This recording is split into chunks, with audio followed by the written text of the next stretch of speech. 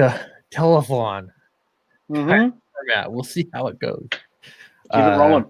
yeah. All right. We're live now. Welcome everyone. And I'm going to try to be more laid back because I did think, um, like Charlie, you were mentioning, act a little different on my stream versus other streams. Part of it is the responsibility just to keep the show running. And when it's on someone else's show, I don't have to do that. Yeah, I So, was just looking at your body language on Clayton's. You were yeah, leaning back in your I know. chair. Yeah, I You need were to do telling that. stories. I know. There I need to do that. So I'm going to turn my camera down here a little bit. you go. Oh, we're getting the And full Clint yeah. reclination. You play video games back there? Yeah, this that was Downcast 2. That was Downcast 2 money. I Oh, talked, nice. it's like $350 for it's a replica. So it's short, it's 3/4 scale, but it comes with a riser, and I think this is perfect because I can stand up and play it. You can take it off the riser, and then the kids can play it. Has 4 players. I have 3 kids, but you can cram them all around there, and they're like little piglets, around eating around the trough. So Is that the it's fun. side scroll one? Yeah, it's just like the yeah, I remember that game. That was one of my all-time favorites. yeah, me too. This one, so it comes with 2 games. You have the classic Ninja Turtle arcade game that has Turtles in Time, which is also just a great game. I loved the Ninja Turtles so much when I was growing up.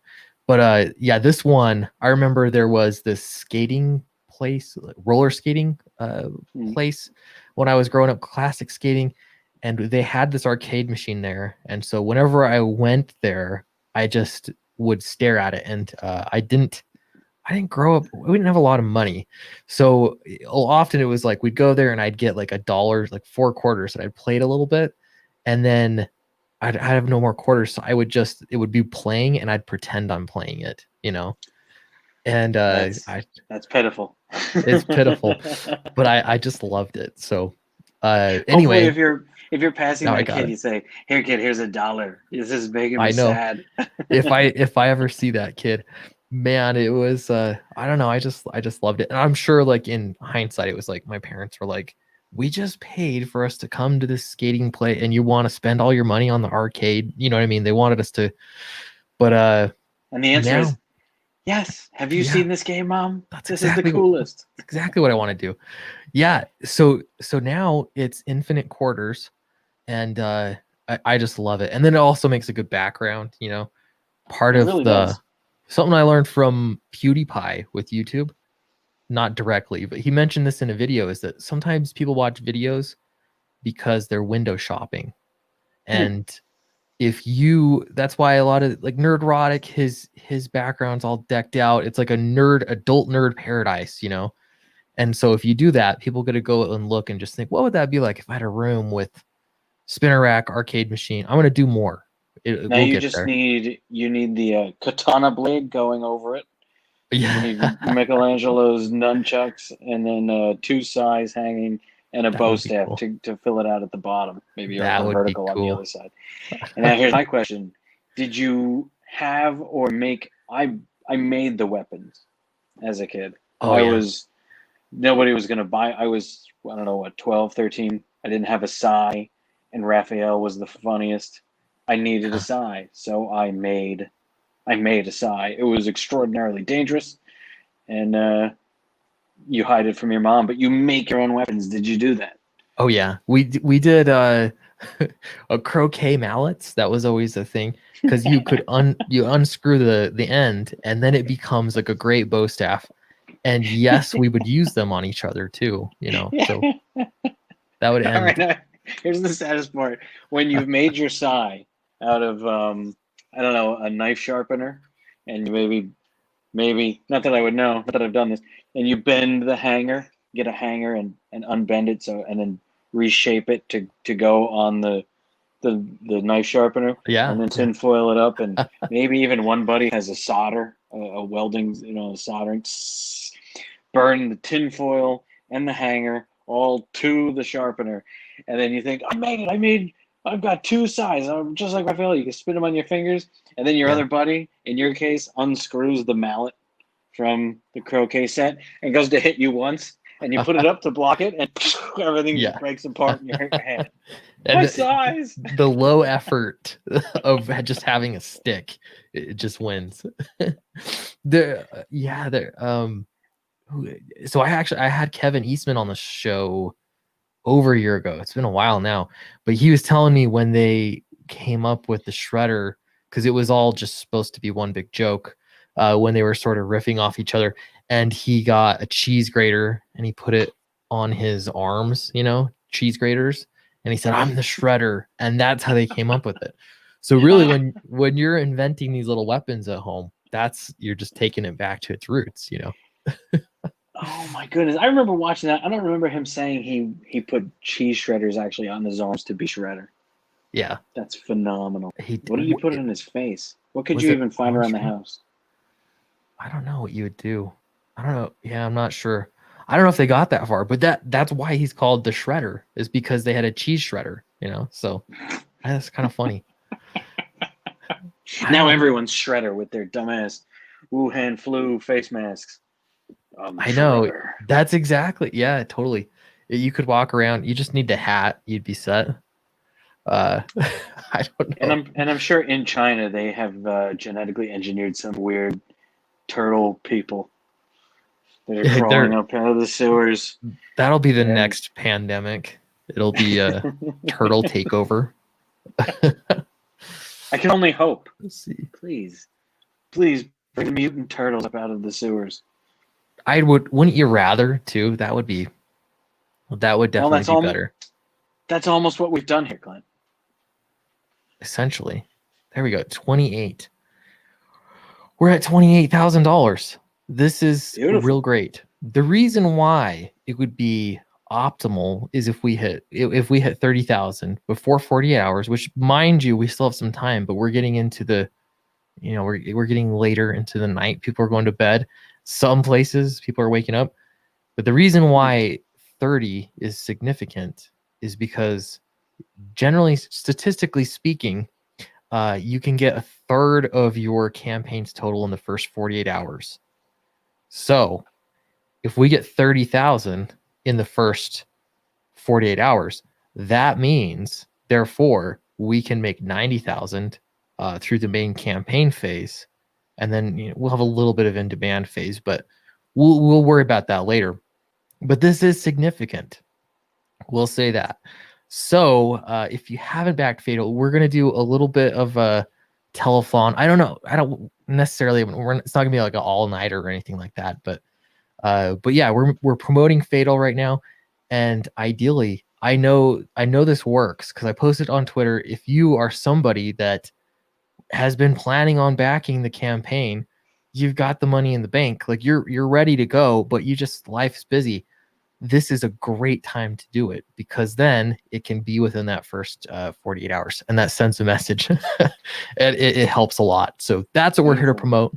We'll have some fun. I also want to see. I want to see that 487 click over to 500. I just like that. Whatever it is, we're close enough to 30 that it's fine. It's almost the same thing, but why do we all love those nice round numbers? Those little amounts. Ooh, he turned 30 years old. What's it like to be 30? It was just like 29. No difference. Right? But they asked the question for a reason, right? Because it's a round number. Something's different about that 3-0. So, I'd like to see it too. Here we go. We'll get there. We'll get there for sure.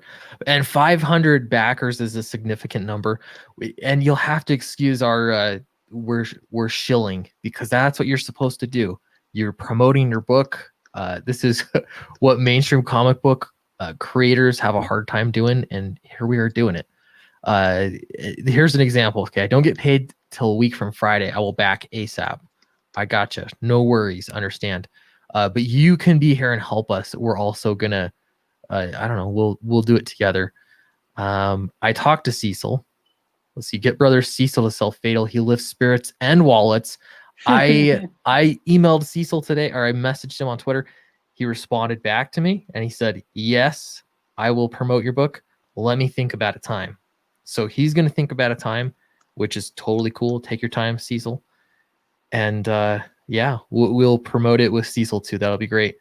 And yeah, I've been contacting several other YouTubers, trying to open up the circle, a little bit more. So Either appreciate way, man, everyone coming. it's fun. I just had so much fun talking to Clayton.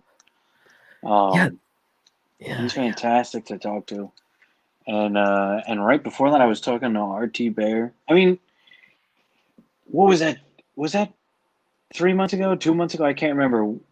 You fired up a stream, and suddenly I was talking to Graham and RT Bear, Graham Nolan and yeah, RT Bear, I and know, man. I was just over the moon, thinking this is the most fun. I It is mean, cool. getting the You book out wrote, there is one thing, and then suddenly, wait, I'm talking to RT Bear. I was sitting yeah, there with his drawings as a kid. So much yeah. fun, man. Is it cool to hear Art say? Because like when we were on a stream, he's like, "Oh, I'm a big fan, Charlie." Isn't that weird to hear? Coming from him. It's so much fun, and I mean, within a few, the great thing too, also of talking to him is within moments of talking to RT Bear is you feel like you've known him forever, and he's a friend. And then my son and I were sitting on the floor today reading Black and White and just loving it. My son drew. RT Bear got right in his head with Black and White. He's got Drew. the yin yang. I think he hypnotized him. Must That's draw cool. yin yangs. It's And sitting right here. I want to read it badly. it's really good. We were reading it, it's fantastic, and then I realized, wait, Art wrote it too. It's fantastic. Yeah, So he man. didn't just draw it, he wrote it. And to have him even breathe a word of praise in our direction about what we're doing over here is really, it's a out of body experience, and at the same time very natural. Yeah, it's high praise. Coming from Art. Speaking of the Australians, let's get Rob in here. Oh, my, bring him in. If you want to, Rob, you didn't hear. We were talking about how handsome you are. Hope that's not weird. Wait, let me. Oh, it's weird. Come on in and get even weirder. If it wasn't weird, it will be. Okay, I'm gonna post the link here. I used to listen to Pete Holmes, right? He had a podcast called "You Made It Weird," because everything would be normal and people would be having a conversation, and then Pete Holmes would say something and it always made it weird. So his podcast was "You Made It Weird." You're like, what is going on? Have you seen any of these? You're not tagged into any of this, but I've been getting like crazy people posting that they got Downcast. Okay, that's enough button pressing. Hey, Rob. I don't know how long I can stay. I just wanted to say hello. Oh, you're good. Yeah, no pressure. It's cool. I was just streaming like that earlier. On Clayton's stream, I had my daughter. She didn't last very long, but she was everywhere. So, who is that? Yeah. Who is that sitting there with you? That's my daughter, Fanny. Hello. You again? How you doing down there? How old are you? Can you hold up how many fingers? How old are you? You can say it? 2, 3. 3? No. No, too scary. Nice. I've got a 2-year-old. What? She just turned 3? Or is she coming around towards 4? What is it now? August. She's like 3 and 4 months. So. All right. Very good. Does she have a favorite book? Oh, everything. We're reading Where's Wally at the moment, which she likes for some reason. Yeah, man. We did Where's Waldo. We did Honey, My Bunny, and Goodnight Moon. Yeah, that's one of the things. It's called Waldo in America, but it's called Wally here. What? Oh, yeah. Is he almost because they think you have wallabies, so it's a little closer to wallaby? These Aussie drungo mates will appreciate if we just call him Wally. Probably. They won't be able to tell the difference. But I think Goodnight Moon with the bunny and the clocks and the red balloon is some of the most golden. It's the most subconscious symbolism for me to go to sleep now. All I need to do is read that book, and I get tired right along with them.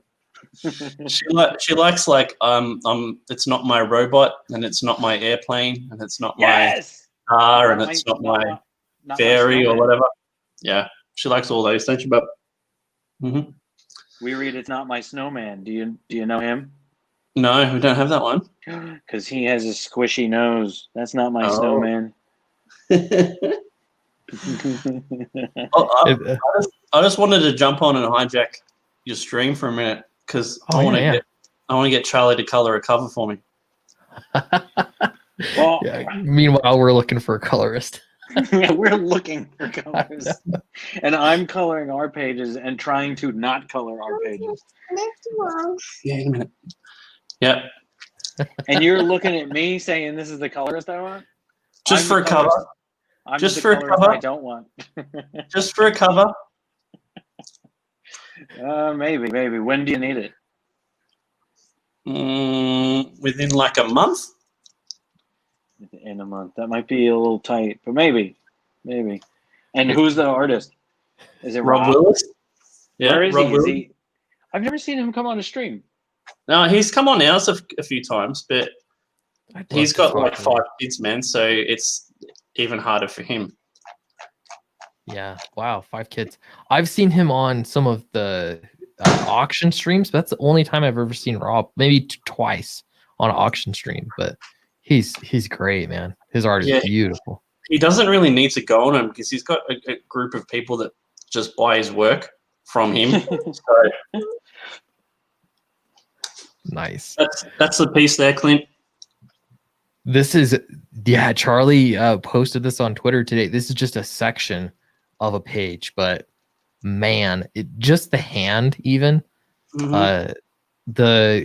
You've said it before, Charlie. You like drawing expressive faces and poses, correct? We talked about that, and that's what I love about your art. It's just so expressive. Just the hand. You could take out anything else. Everything's expressive, but that hand says so much about her attitude. I love it. That's nice. She wants to be an aristocrat, even though she's got that bondage going on. That little touch of bondage means she's bonded to. There's another girl on the left side there in red. She's sort of attached to her. She has to go everywhere she goes. She has to do what she says. Yeah. And she has to protect her. But in the meantime, she's going to smoke this cigarette because it's delicious. I love that symbolism. Yeah. She's not quite free. She's pretending she is. Making believe. Great boob weight too. Great what? I saw the comment. Yeah. Boob weight. Oh, thank you. That's very important to me. It's as important as hand tendons, and her. She's an icy blonde. Right, it's a different kind of blonde. One of those Hitchcock loved those icy blondes. Right. Who is it? Jamie Lee Curtis's mother. What was her name? She was an icy blonde. Or if you ever watched North by Northwest, perfect. She was the icy blonde with Cary Grant. But I can't remember her name. I feel terrible. I don't know her name either, but I know the terrible or old. Maybe both. Why not? We got a $5 super chat here from Mandible Smasher. All right, for $5, thanks very much. Mandible Smasher says, you just shilled me into backing the secret VIP perk. Downcast Volume 1 and 2 coming up this week. Fatal Women, Smoking and Comics, Hot or Not equals, or there's no equals, but I'll add it there anyway. Equals backer number 523. Thanks for backing. Really appreciate that.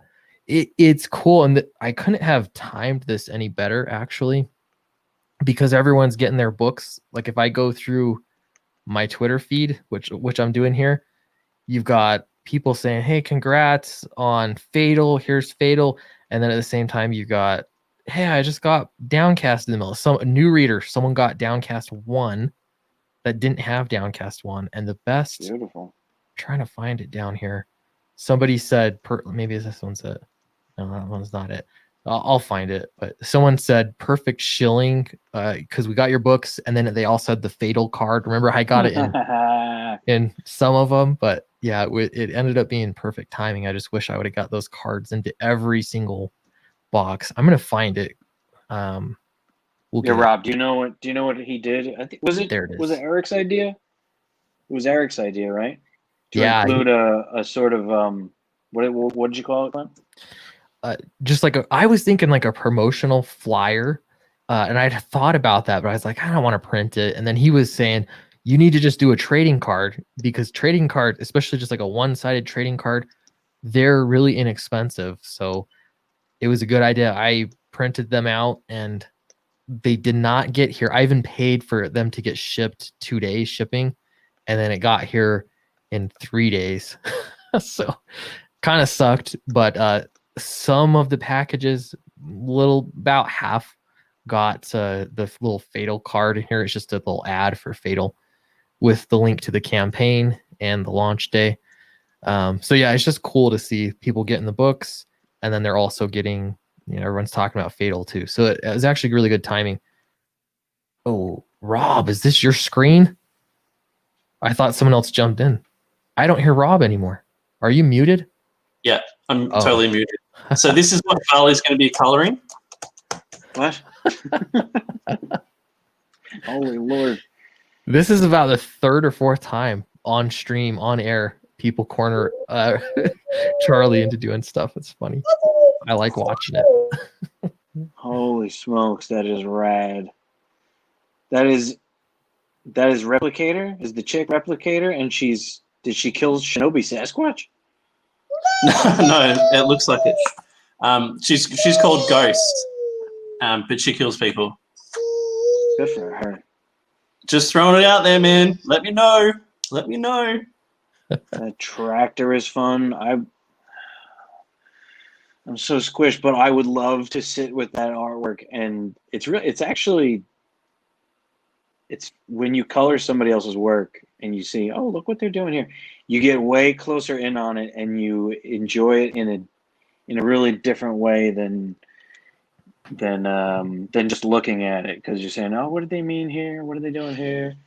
And I could learn a lot by that. Super technical craftsmanship is beautiful. Who is Rob Willis? Does he want that? Why is he Who is Rob Willis? Does he want that to be the title of the movie? Maybe he wants people to ask that question. It's so like mysterious. a teaser. It's clickbait. I don't know. That's He's really one of the best artists going around, apart from Charlie, that is. Thank you. Rob's You're going to flatter him to death. So I'll send you the high res, Charlie, and I'll just let it sit in your inbox for a little while and see how it percolates in your brain. That's funny. I've got to go, guys. I'd love to stay, but my little one is all over me and talking. So I will say farewell. Man. Congrats on Fatal. Yeah. What a crazy ride it's been so far. Thank you. Yeah. We're only just getting started. And good night, Fanny. Great to see you. Good night, Fanny. Bye-bye. Yeah. Good night. Read her a good story, man. Yeah. This one made me laugh. I didn't get a GD Fatal card. They're going to be like a collector's item, possibly. I thought they were just going to be a cheap ad, but they're a collector's item. I've got more. I would just have to figure out how to disperse them. And it kind of seems like a moot point right now. That is funny though, Charlie. Seriously, everyone corners you on stream. Charlie, you should you should do something for me. I have this book. It's even better when a third party does it. Like when we were on Ethan's stream and someone said, "Ethan, are you going to do a variant cover for Fatal?" And he's like, they already have a variant, because I know he's so busy drawing right now. But yeah, it's just funny. Not only that, now he has a burgeoning empire to run. So not only he has to do all his drawings and coordinate all that other stuff and go to meetings and approve figures and toys and statues, and then start the brute stuff. What is Rainbow Brute. or whatever. I think he's changing the name again. Rainbow the Brute, Rainbow Brute. I think it's gonna be called Cool Story Bro or something like that. He's right. he's worried about getting sued, which I get. If there's, even if they have standing or they don't have standing, getting sued like that, it would suck. Yeah, anybody, I forget who said that. Everybody always asks lawyers, could I get sued if I do X? And the lawyer's answer always has to be, anybody could sue you at any time for anything without a reason. And as long as they have the capital, as long as they have they could take you to court over nothing. Yeah. So yeah, it's gonna cost you money anyway. Let's see. I gotta not ignore the chat too. I'm trying to be good at that. Jam Creates says, Clint, do you know when the alternative version of Downcast is coming? So initially it was planned for October. Peter said that it might be delayed. He didn't say officially, but the fact that he said it might be delayed, I'm going to assume that that's official. So he was saying early November. So it was not a huge delay, but sounds like in November sometime. When it does come out, though, I'm going to be talking about it like crazy. And so hopefully you won't miss it as long as you're watching the channel or follow the mailing list, etc., etc. Yeah, here's one. Don't get sued, bro. Yeah, that's true. Don't tase me, bro. Remember that? Don't tase me, bro. Don't tase me. Don't sue me, bro. Is this real? Replicator, you got a cease and desist? Really? Can you sue if not can you sue? We've established you can. But I wonder if you could win a lawsuit. Is it illegal to name a character that is the same name of somebody else's character? You know what I mean? For example, Punchline is a series that's been around a while. Matt Weldon did the art for it, and now DC just introduced their new character that's named Punchline. Well, I'm reluctant to bring this up. Maybe this is what he's talking about, Rob. Because isn't Ghost the title? Isn't that the name of the character in the Ant-Man and Wasp movie? The guy from Bones. I don't know. Yeah, in Ant-Man and Wasp, there's a character called Ghost, I think. It's the chick that phases through things. I was reluctant to even say it, and he just showed us Ghost. Don't tell Marvel. But interesting. The guy from Bones, the show? You're getting sued by a TV show? Bones?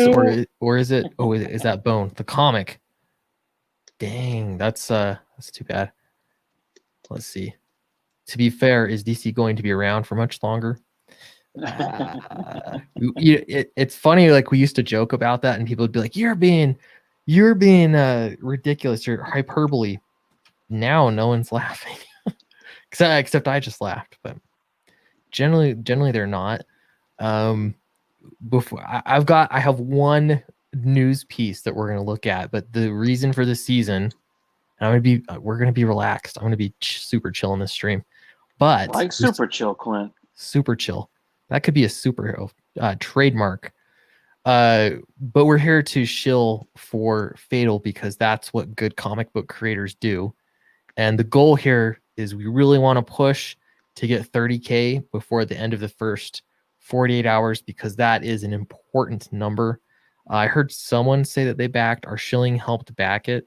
So I'm going to refresh in hopes that, holy cow. Thank you. That's awesome. We're at 28,399. I'll be really happy if we get to 500. That's a fine plateau. 500 backers. So that's another thing too. If you think about a third of your campaign, if you get a third of your backers, getting 500 backers would mean at the end of the main campaign you have 1,500 backers, and that's a hugely significant backer number too. So yeah, we're gonna keep a look at Fatal. We'll talk about it a bit more too. Do you mind if Charlie we look at this news story just so we'll keep things moving? Please. I'll keep drawing. Entertain me. Yeah, let's do it. I want to hear your thoughts too, and I gotta watch to make sure we're not. I invited a ton of people, but it's kind of late. But we'll see if anyone jumps in. All right, so Marvel spotlights indigenous creators and authors with November title. They've got a new book coming out just to spotlight indigenous creators. So here's the thing. All right, well, let me read a little bit, and then we'll work through this. It says Marvel is following its February biopic-centric anthology, Marvel's Voices, with a sequential focusing specifically on indigenous characters and authors. Scheduled to debut this November, Marvel's Voices, Indigenous Voices #1, will be led by writer-artist Jeffrey Jurgi and include commentary by Black Eyed Peas. That seems random. Okay. What? You don't know how indigenous Fergie is? Taboo, I guess. Is Taboo one of the Black Eyed Peas? I guess I'm not hip. They're not hip either. They're kind of old. They're all over 40. Yeah, that's true. The fact that I know who they are, because it seems like all the hottest music people, I don't know who they are anymore. Black Eyed Peas. So here's the thing, though. It's fine. I think it's cool, and Marvel has some cool characters that are, I would call them, everybody I knew, they would like to be called American Indian. So I find the indigenous peoples thing kind of funny. I just wouldn't dare call someone that to their face. But wait, you wouldn't say indigenous to somebody's face? I wouldn't say indigenous, like, oh, you're as an insult. Instead of saying, "What are you new?" You'd look at them and say, "What are you, indigenous?" What did it feel insulting? It just is dripping with condescension.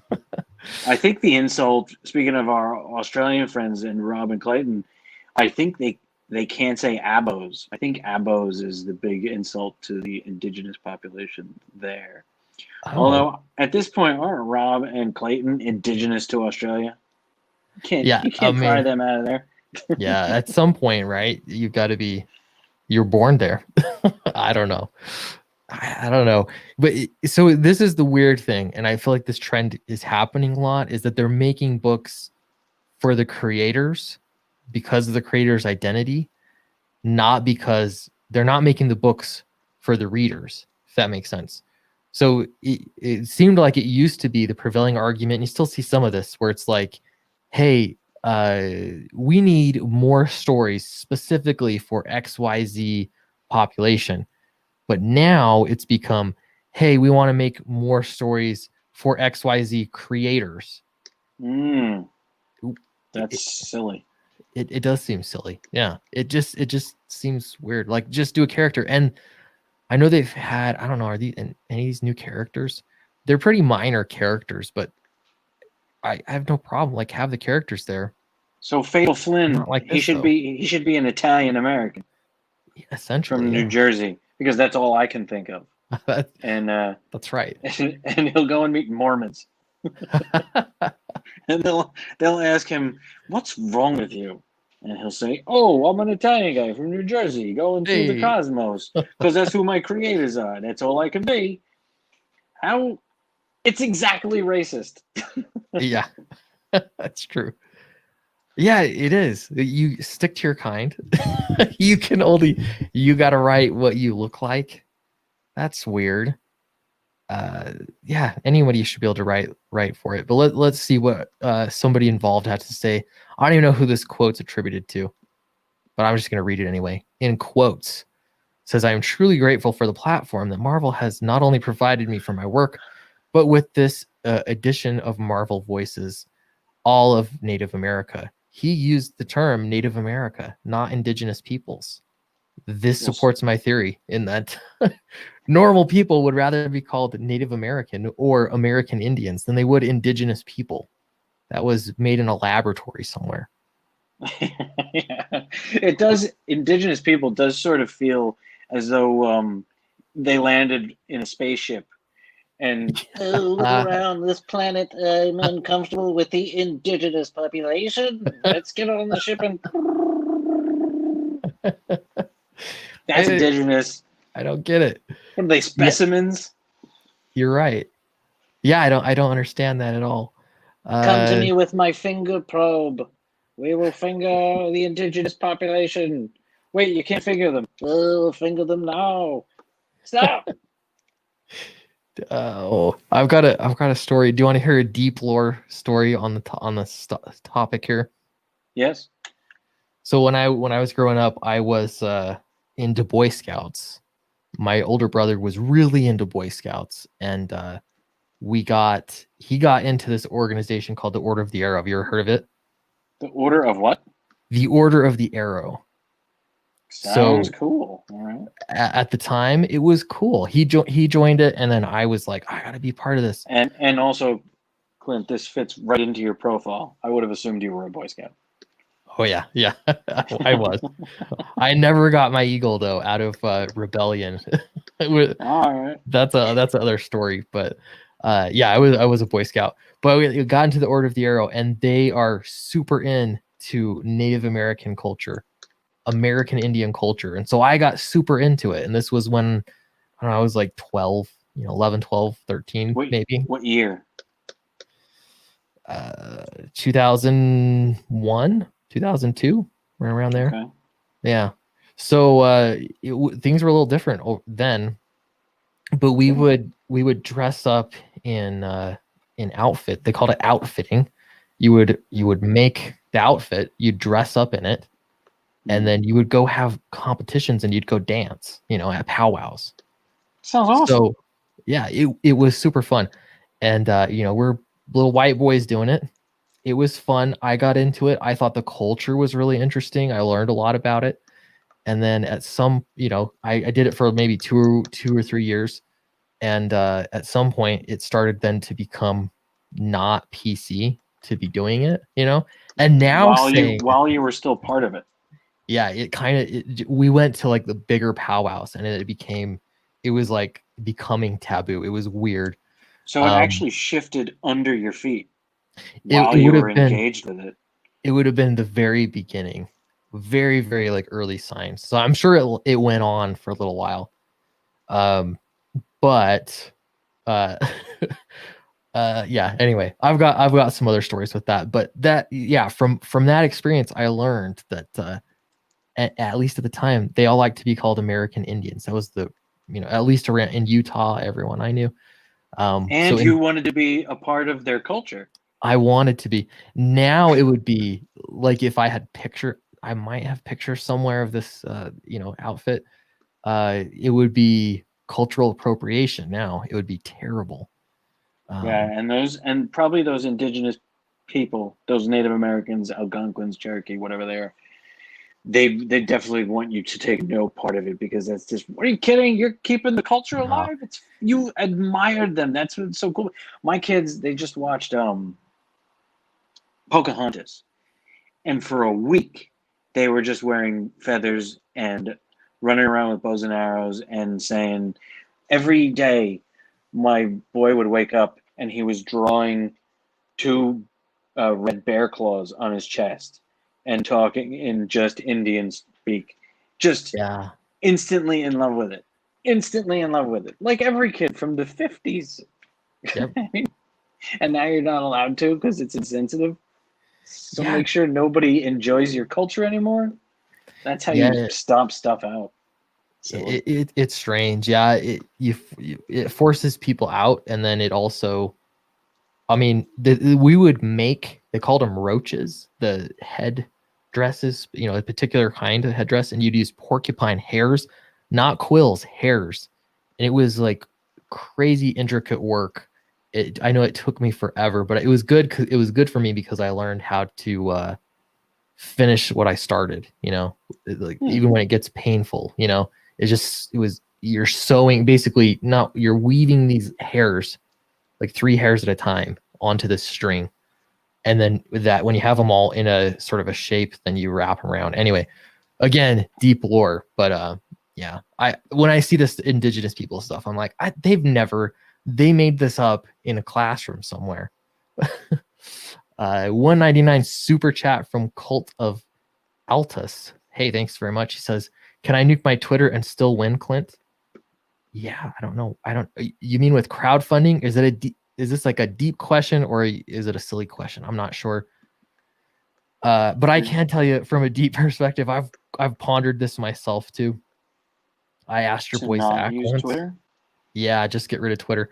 The problem is there are a lot of people that try to get you involved in like these little personal spats, and if you fall for it, it's just a lose-lose. So the best, what I found to do is just wholesale ignore it. You have to be so disciplined with what you want to do on Twitter, and I've made my mistakes for sure. But you have to. If you follow me on Twitter, I've been pretty darn disciplined for at least since November, I'll say. But yeah, appreciate that super chat. I'm gonna scroll down. No one cared. Yeah, here we go. For real, honestly, I don't care about the mainstream at all. I would rather hear about the creative process or something. We could talk about that because this is. Let me make sure yeah. This is a shill stream. We're gonna call it 48-hour roundup. Maybe Fatal's at 28,399.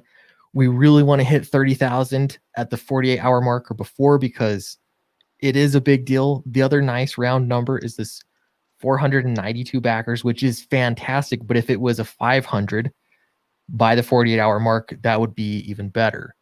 I would feel good. That would make my teeth whiter, and my soul a little lighter, and then I will be able to sit at the council place, like sit at the council fire of my people, and reconvene with nature in a different kind of interplanetary way. He is Chingachgook, last of the Mohicans. He's got the whole thing. Replicator wanted to her dope. Yeah, sorry, go ahead. Did you were there ever well, so you're in Utah. Uh-huh. Who were the tribes in Utah? Well, we have the Ute Indians. The Ute. So wait, hold it. Yeah, is Utah named for this tribe? Sure is.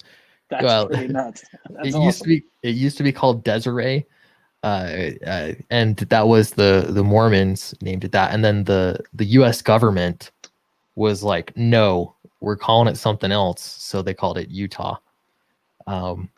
Yeah, kind of interesting history. I think I don't know if you're into that. I've never even known about that. So much stuff around New Jersey and New York is all named Indian stuff. I used to live in Hoboken. Oh yeah, and right next to it was Weehawken, and that's all Indian names. Broadway, the actual road Broadway that cuts through New York. New York's a grid for anybody that doesn't know, and right through it on a diagonal, even though everything else is a perfect grid in Midtown. Right through it is Broadway, and it's the oldest trail for the Lenni Lenape Indians. Okay. And that's why that trail is still there. That leads right into Times Square of all things. Indians. Wow. Nice. Yeah, we've got a city here called Tooele, which is spelled completely differently. It's in. You ever watch Prison Break? The TV series? No, I remember it, but go ahead. It was a point in Prison Break that they hid. Once you break out of prison, some guy hid money in Tooele, Utah. But it was funny because in the show, even though the convict that had been to Tooele to hide everything there, he called it Thule because that's kind of how it's spelled. So it was really funny to hear them talking about Thule, Utah, because I guarantee they looked at a map and they just picked a city and they assumed like, well, it's in Utah. It's in the desert. It's got to be like, this is just a podunk town. No one lives there. And then later, like the next season, they had to like film like what would be there in Tooele. And then they actually, at least I'll give them this credit, they went and they added suburbs everywhere because that's what it's really like. There's tons of people that live there. It's not the middle of nowhere. There's tons of development and everything, but kind of funny. It's not where DB Cooper landed. I think that was, yeah, exactly. It jumped out of the plane, right, and hid money. Was that the story in Prison Break? Yeah, maybe it was DB. Was it supposed to be DB Cooper? If someone in the chat knows, let us know. It might have been that it was supposed to be DB Cooper, or it was just like, a copy of his story. Possibly, I don't know. Did you ever see? It was just a couple of years ago. Somebody surfaced with sketches of who they thought DB Cooper really was after he jumped out of the plane. They had actual sketches that they, I don't know, declassified or something, and it was DB Cooper. Yeah, it was. That's And funny. he looked exactly like oh shit, who's that actor that just got in trouble? Kevin Spacey. It looked like Kevin Oh, Spacey, who played Kaiser Soze.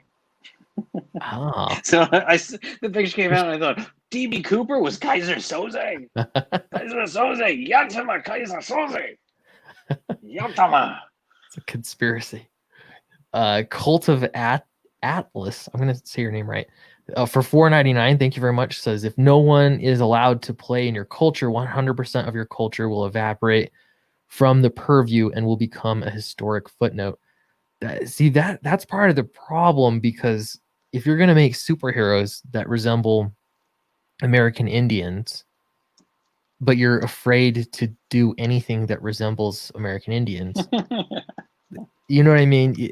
Like, had you pay, it's cool, and that's most like I don't know, like Japanese culture stuff all here, that they like it. You know, they like when Americans are doing stuff with it. It's just again, all of these offenses they've been created in a laboratory somewhere, and then we're made to believe that that's how the rest of the world believes.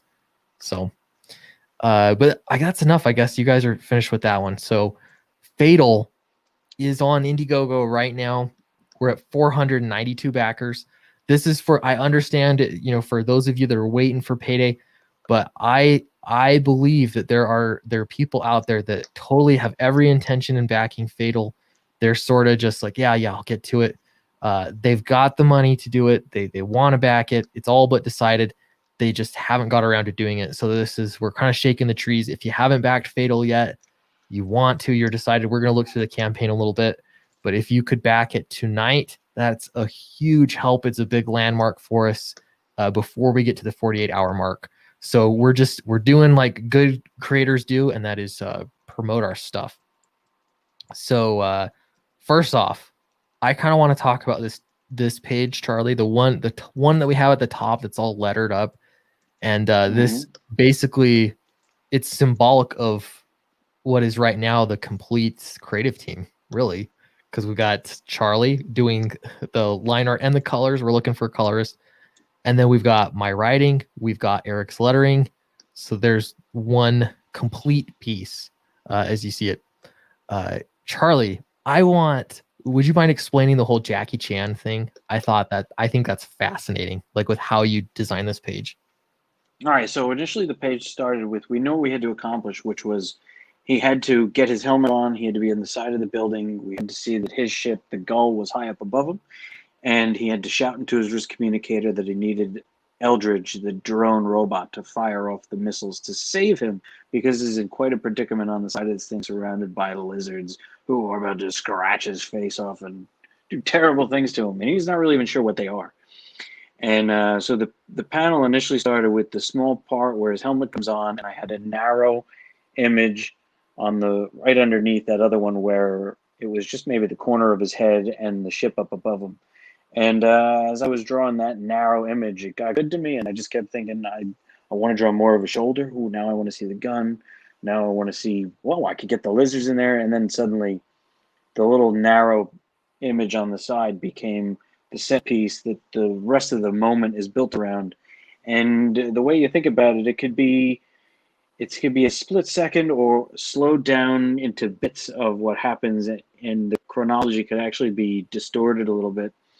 And it's the way that they make Hong Kong action films, which is if Jackie Chan's about to punch somebody, he's gonna come in, and from this angle, he'll show you the impact, and then they'd actually show you a cut, and you'd see a different angle, and the same instant happens a split second later, and your eye just registers it all as really one moment, and the action feels even that much cooler. So he shouts into his wrist communicator, and all happens right here on this image. All so quick. The helmet comes down, the wrist communicator shouts into.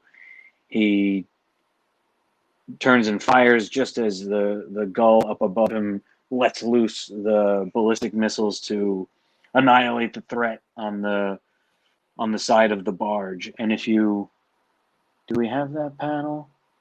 Oh, It's on Twitter. The very next instant is he's wanna look pushing down. he's pushing away. That's where he is. He's on the side of the barge right there. Yeah. This takes place just before. That's the split second right before we were looking at. That's right before his helmet comes down, when they're all coming up out of the hatches and out of the air vents. They're about to hit him. They're designed, even though they're separate bodies, they're designed to sort of look like a cresting wave that's about to funnel and crest right over him and break. And if you scroll down, there he is. He's on top. There's the barge. I have the color. Well, the color one is so close to being done. That barge on the far left is what they're on top of, and you can see the laser blasts are coming off the top of it, and that's him missing the one that he's this is the first time he's dealing with this kind of creature, and he thought it was bigger than he thought, it was meaner than he thought, and it got into him quicker than he thought. And as he's underneath it at the beginning of this page, and then he does a shoulder roll and a toss to get it off of him, and he's bearing the weight of it, and he throws it away from him, and then he starts running away as he's seeing more of them are falling out of the ship that's hovering above too. And at the very bottom of this page, he is leaping off the side of the barge and tossing a little grenade back between his legs as the whole top of that is exploding. And the barge is big too, so that barge, he's too small to even see it in that first panel. He's a dot essentially on the top of that thing. All you can see is the red the lasers will be blasting out from all directions as he's firing wildly, trying to get up to speed with his task at hand, which is coping with these horrible beasts, slobbery and disgusting, and frenetic in all their grossness. That's cool. Yeah, it's fun because it's kind of like. Well, there he is under it. You want to go to the one where he's under it? I like that. Let's see. No. Well, he flips him off. That's how it starts. Here it is. Yeah, this is how he ends up underneath it before the shoulder toss. And can you zoom in a little bit or make it full? How close can we get in on that? That's a good test. There you go. A little bit closer. Can you zoom in to his face? Oh, wrong zoom. Here we go. The right screen now. There we go. This face right here. 3.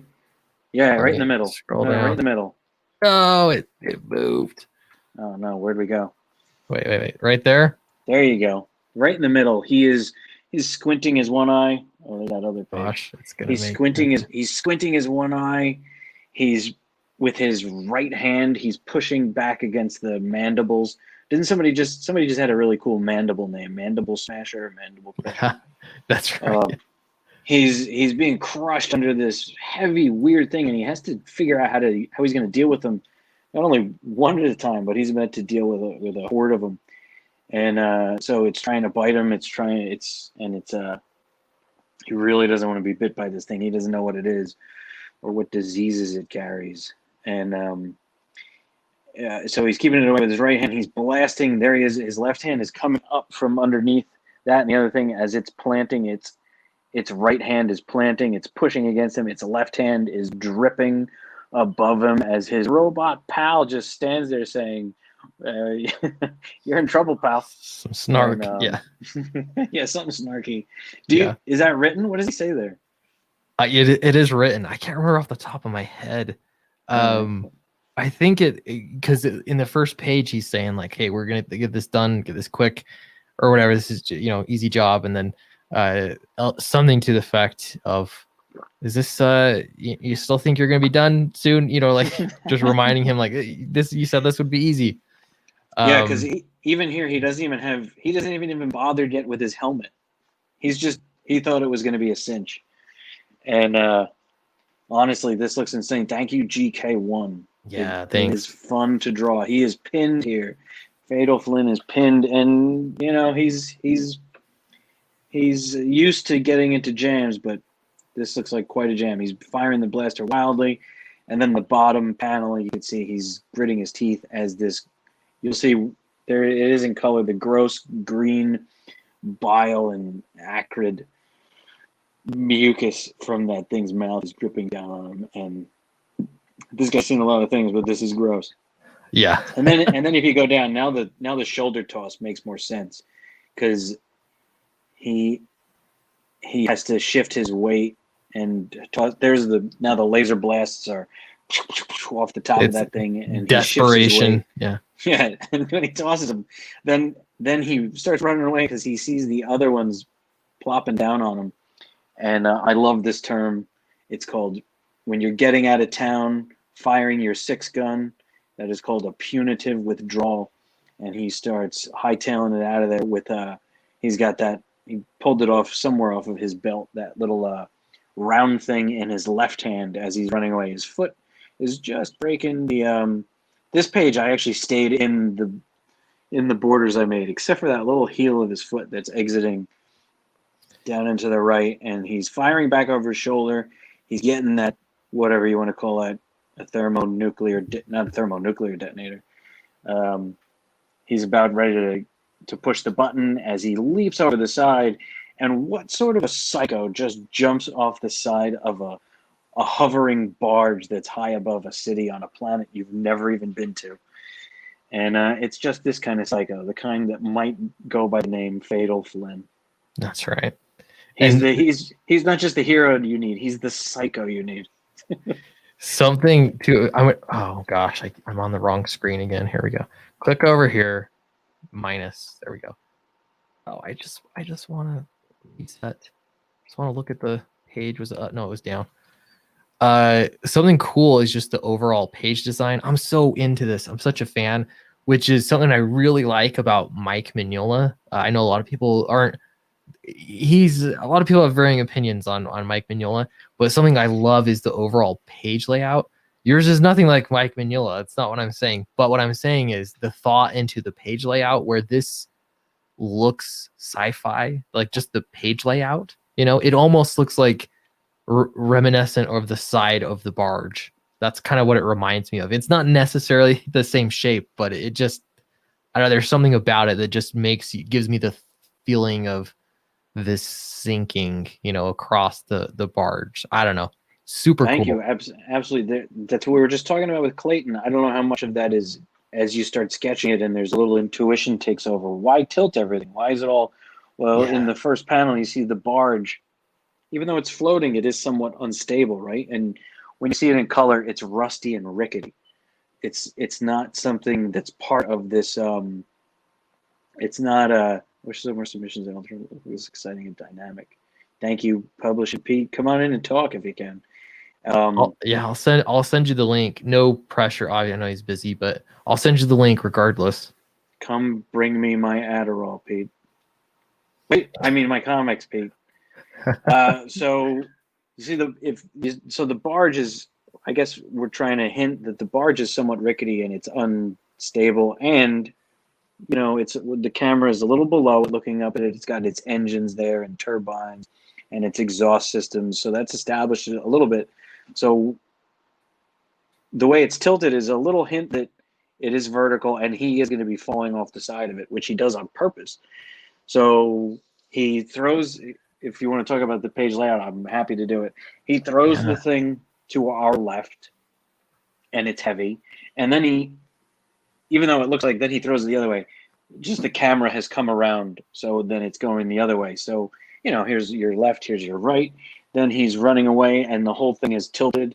And then when he jumps over the side, after all the tilting, you feel a little bit of a vertical sensation and a little vertigo, hopefully, as we go careening off the side with our wild hero, Fatal Flynn. That's cool. Are you familiar with the channel Strip Panel Naked? It's a weird name. So it's a YouTube channel on comics. I used to just love it. I kind of stopped watching it because it's the same kind of thing over and over. But this is exactly what he does: is he pulls up a comic book page and he analyzes it, and he does a really great job with his video editing and making the videos. They're entertaining and informative. They're great. He's definitely not. I don't know. I think he'd probably think we're all bigots and racists. I don't know, but you know, he's a different corner of YouTube. But he does this, and it is interesting and it's informative to learn. Like, here's reasons why, you know, things are shaped the way that they are, and that's one thing that's cool because once you point it out, Charlie, like when you're pointing out the process of doing it, it is like, oh, I see how that works, and you kind of grow a little bit more to appreciate just the thought that goes into panel layouts. And then you can appreciate when you spot one yourself and you think, why would they do it this way? What kind of sensation do I feel? You know, I really like that. But I bet you would love that YouTube channel, Charlie. At least I'll check it out. Binge watch check it like out. 10 episodes and you'd probably be good for a while. But well, that's the whole point of the arts, right? I mean, it's somebody could show you photographs of what this scene could be like, but the photos don't do what a drawing could do, because in the drawing you're lying all the time. You're lying with exaggeration and fun stuff to make somebody feel what isn't there in reality necessarily for them. And oh, 5 away. 5 away. I mean, someone said 6 away, and then it turned to 5 away. That's great. 5 away, beautiful. 5 people more is just a little more of what I need. So these things can't happen. I mean, as a young art student, I used to try and get you to use. I was at FIT in New York back when you were pretending to be an Indian. Yeah. Thank you, Paul. And very dynamic and exciting looking pages I've backed. Thank you, Paul. And that was you, $4.95. Appreciate that. The dynamism comes because when you were pretending to be an Indian, not your race or your culture, Clint. How dare you? Here I am drawing somebody who is not my race or my culture. I don't know what Flynn is. He's not even an Earthling, I guess. He's somewhere far away. I'm not a blonde, but my wife and children are blonde, so I guess I just got used to seeing blonde. And he's. What was my point? Oh, so I was in New York when you were pretending to be an Indian, a Native American. Yeah. And they tried to make us use an opaque overhead projector. So you take a photo, you go out into the street and you take a photograph, and then you bring it in and you put the photo in the opaque overhead projector, and it projects the photograph that you just took on the wall, and then you trace it on your canvas, and then you paint by numbers. And I used to refuse, and my paintings didn't look as good. And it was because I not only didn't want to trace it, I didn't even use reference, and I would just make shit up. And I would always have this argument, which was, we have photographs and we have Photoshop. What can I do that those things can't accomplish? So I think in these pages, a lot of that is what photographs can't accomplish. And the bend, the bounce, the angles, you can't do it. You have to get down in the mud of your imagination and pull it all the way up and make it real, and to really entertain somebody and make it dynamic. As was that Michael that just said very dynamic and entertaining? Thank you. That's Paul M. All right, so the M. Thank you, Paul M. That's what we're trying to do. Entertaining, excitement, and dynamic, and make it more truthful through the lie of the exaggerated page. Yeah. It's so cool. I love that about comic art, that you could call it cartooning. I don't know if there's a difference, if there's some kind of snobbery. I'm not like in that deep, but some people call it, they say I'm a cartoonist, and some people say I'm a comic book artist. I'm not sure that there's a difference, but there's enough overlap anyway that's the thing that I like about comics. Like, you could watch a film and see reality, or check out photography and see reality, but in comic illustration, it's about more than that, so you get to bend reality. Well, I think comic is referring to the format. Cartooning, I think, is when is when you draw. Maybe you could say it's the style, but I think they used to call. So when the Renaissance painters used to prepare something before they did it, the cartoon was the first idea that they did before they did reference or studies. So, and how do you say that, Clint? Androcaz 01. That sounds good to me. I always get everyone's name wrong. You've internalized the blonde. Well, we had kids, so first she internalized me. I'm sorry, I couldn't resist that. So the Renaissance people, before they did a work, a big thing, they would make a cartoon. So Michelangelo did a cartoon of a battle, and he had no reference. He just imagined what the battle was like. And so in the art history books, they'll tell you, here's the cartoon of what he was going to do. And he never executed the full painting or the fresco or the statue. Just the cartoon before he did the studies existed as an idea. So Wow. the cartoon idea, I think, might be what you do when you just make it up. Possibly. That might be the first idea of a cartoon. And then and then our idea of a cartoon is this weird abstracted, schematized version of reality with the Walt Disney. If anybody, I just got Disney Plus, and there's this thing on there called the plausible you make things plausibly implausible. So stuff that can't happen, but if you're doing your cartoon right, you make it look like it can happen. So we're world building, and once you establish your vocabulary, then as long as you make things function inside that vocabulary and don't stray too far out of it, then you don't break the world. Yeah.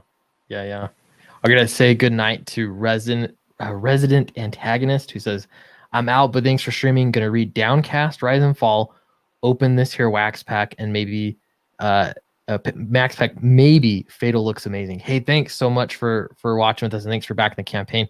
So he was one of I was calling at the time the VIP tier. So he got those wax packs. That was my first time trying out doing trading cards in wax packs for the nostalgia of it. And I love it. I think we're going to do it again. So you can actually get wax packs in this campaign if you back where you get the trading cards. I'm just going to show you real quick. This collector's bundle, you get cover A, cover B. They're not virgin covers. They're all going to have, I should just change this. It didn't occur to me until tonight. I got to put logos on all these. But yeah, cover A, cover B. Then you get the black and white artist edition, so you can look at the line art. Your name is in the book. You were immortalized in this fantastic book. Then you get the trading card set. That's all going to be in a wax pack. You can open it or save it forever, whatever you want to do. And it also is shipped first. So I always, we're picking through tiers to ship. And this one is the first one that we send to the post office. From there, it's up to them. But people seem to like that. So that's, you can get a taste of the wax packs if you, back this tier. I'm going to post a link again because we're doing what we're supposed to be doing here. And there it is. I'm going to refresh this, but I'm going to wait. I'm going to wait a little bit first. Clint, you're also, was it Malin that said you're trend setting with that ship first thing? The innovator. Yeah, Malin, I'm going to say he's a really smart dude because he sees what I do and then he'll do it on his next campaign. He says he's still in it, but to me, that's the most flattering thing to have Malin think I have good ideas and use my ideas. So he said this ship first idea, he's going to implement that. And part of it to me is I realize that a lot of people, they just want to support the book and see it reach new heights. And in this case, this is important. This is Charlie basically testing the waters, making comics. Charlie, in my opinion, needs to be making comics and not advertising. So if you want to back the campaign and help that happen, guarantee you more Charlie Snogan books are more likely to happen if this campaign just nukes it. So so that's a good way to just support the campaign better, and you get some special unique things. One other thing too that I'd been thinking about a little bit last night is I'd make an effort to be humble, and I try, that's my goal. I want to be humble And as a writer, you kind of have to be because you get beat up a lot. But I need to do a better job of bragging, especially because we're trying to sell it. So if you don't mind, Charlie, I'm going to go through this page and kind of go, it's kind of like you did with the writing, but I'm going to, with the art, but I'm going to go through it with the writing kind of mindset and how. Please do. How I And approached it. please don't be humble at all. Just let it all hang out. Let them know. Yeah, exactly. That's what I thought. Like, I need to, no one's going to know that I am a really good, I've put so much effort into my craft. I've got to tell people about it. That only helps. First though, Israel Garcia says, just back, Clint, backer number 531. Congrats on the great start. Hoping you get to 6 figures, young lady. I hope so too. Honestly, we have such a strong start. And that's again why this first 48 hours they're a good indicator. It helps us know how strong we're moving forward. And so if you are on the fence, I doubt most people aren't on the fence. They see this, they already know it's just gorgeous book. It's amazing. You want to back it. Some of you, you're waiting until Friday or something to get paid, but many people out there, they want to back it. It's all decided. They just haven't actually gone into Indiegogo. So this is just your friendly reminder to go do that. That's what we're doing tonight. Israel Garcia, that's a cool name, dude. Thank you. And how is he backer 531? We're not over 500. No, you know what happens all day long in my. Do you get any emails when people back? Because I know you're. No, because I do keep getting one email from Indiegogo which said finish setting up your Indiegogo account. Oh yeah. So, I never finished being the other contributor, manager or whatever. It's all good. You can if you want to, but yes, I get emails constantly all day long, and from Indiegogo, some of them are people sending messages or making comments, and I have to look through. I just got to make sure I answer everybody. But then I'll get some that are people just backing, so they'll back, and then the other ones are refunds, and those are terrible to see, but that happens a lot. So it counts your backer number, and then when there's a refund, the refunds go down. But so this would mean we could figure out the difference. There's been we've actually 30 something refunds. Jeez. You know what happens though? It's not people refunding because they change their mind or because they're like, no, I'm buyer's remorse. Generally speaking, people back it. They look at the campaign more, they refund, and then they back at a higher tier.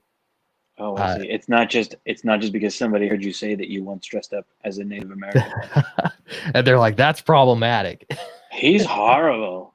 He's a horrible racist that wanted to be just like those Native Americans. How could you, Clint? Yeah. No, it's just the natural sort of ebb and flow shifts. So that's why the backer number is higher than the total backers. And that happens on every single campaign. I'm going with 531 then. Thank you, Israel. Yeah. Nailed it. I'm going to talk about this writing, but again, Thomas DeVries says the art looks fantastic. Thank you, Thomas. Lot of A's too. Yeah. Fantastic. All right, Clint, take us away. All right, we're gonna go. I don't know if anyone can read this or not. Okay, I can read it, but I'm looking on an iPad. All right. So first off, keep in mind, I'm writing this Marvel method. This is not from full script, which is really cool because it gives Charlie the freedom to go ahead and design the panel for what feels best. But what I'm sort of picking up on then is I got to get the emotion, the mood, and I also want to tie this whole thing into the plot. So instead of it being like I'm the director and this is my vision that Charlie's accomplishing, that's like writing full script. This is like I am on the football team and I'm the center or some position, And so what I'm doing is going in there and I'm feeling my role. It's more of like a team sport kind of feel. Both kinds of writing styles are great, but this is super fun, especially with this art. So page 1 or panel 1, what I tried to do here on this page, and this might change. It'll likely change a little bit. So he says, "You're the water boy." I love that. And look here. Here's proof. Israel Garcia says, "LO, I'm actually Native American. You're welcome." He didn't say awesome. What indigenous? Did he? No, nobody says that. What tribe, dude? Yeah, what tribe? Let us know. Do you know Maggie Longclaws? Maggie Longclaws always comes through here. And if I do Canadian accents long enough, I just end up sounding, we're going up there over by the side, and it's real. Sorry about that. Every time I do a Canadian accent, I just fall into a really terrible and insulting Native American accent. Sorry. I'm terrible at accents. You should hear my German. The German accent is very insulting to all the Germans. But we have a lot of room to insult them. Yeah. We got a lot of leeway. Yeah. Nobody cares. Total freedom. All right. So first thing, wait, here's the tribe. I'm going to say this wrong too. Yaqui. Cool. We're going to go with that. Nice. Thanks, Israel, for backing. Really appreciate that. All right. I'm gonna look up Yaqui. Walk us through. Cool. So this is so basically I look at the whole page in this instance, and what I wanted to do for the campaign is basically tell a whole story in one page with the dialogue. So Charlie's already done that on this page. So now my job is to go in with the dialogue and do the same thing.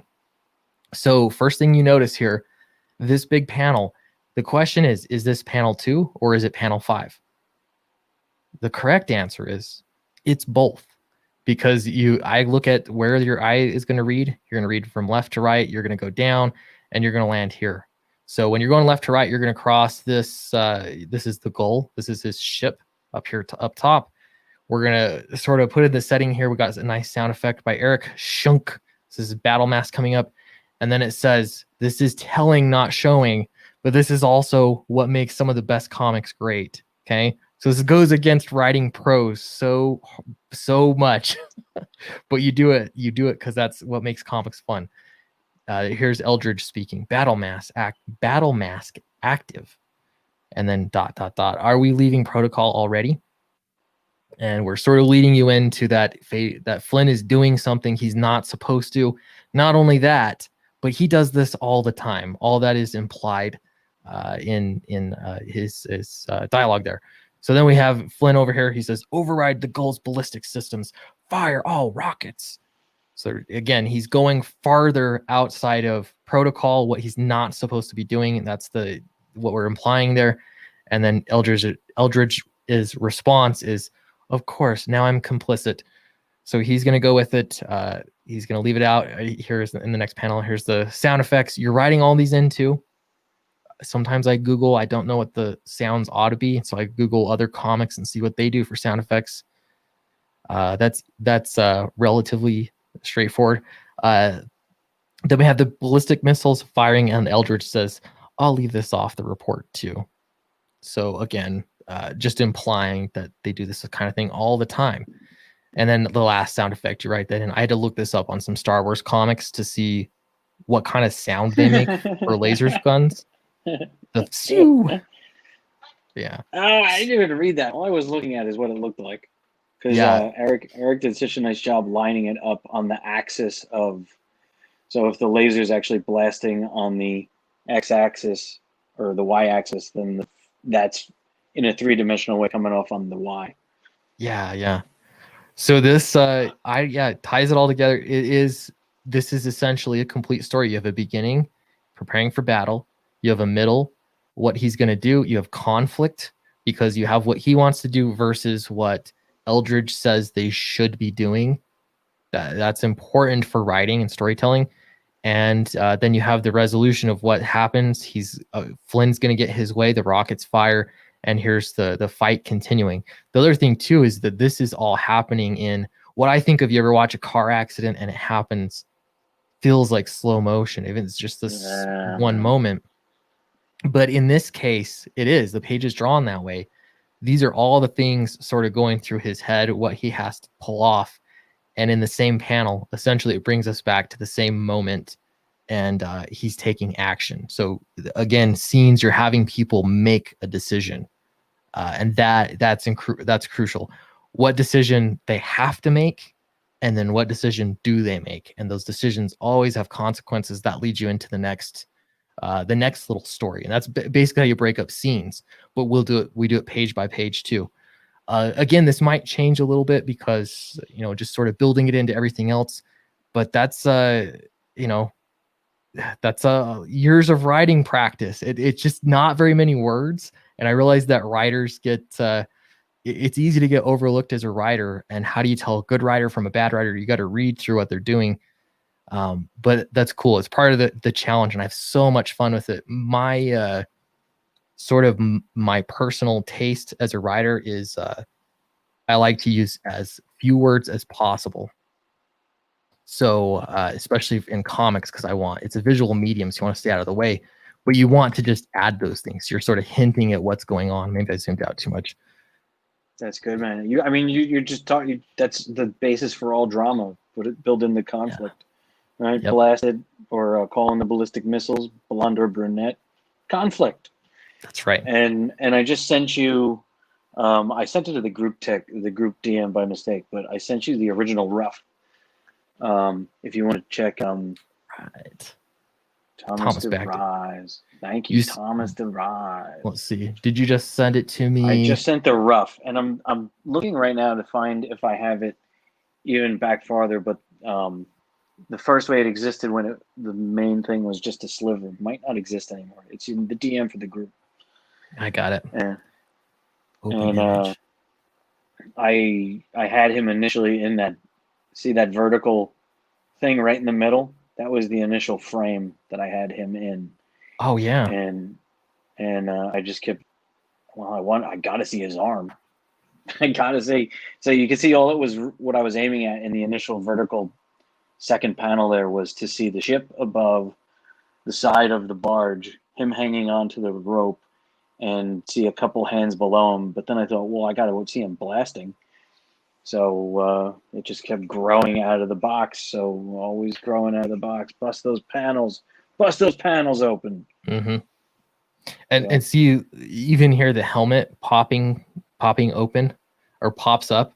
The sound effects there, like from the writing and lettering standpoint, you might look at that and say, wait, what's going on?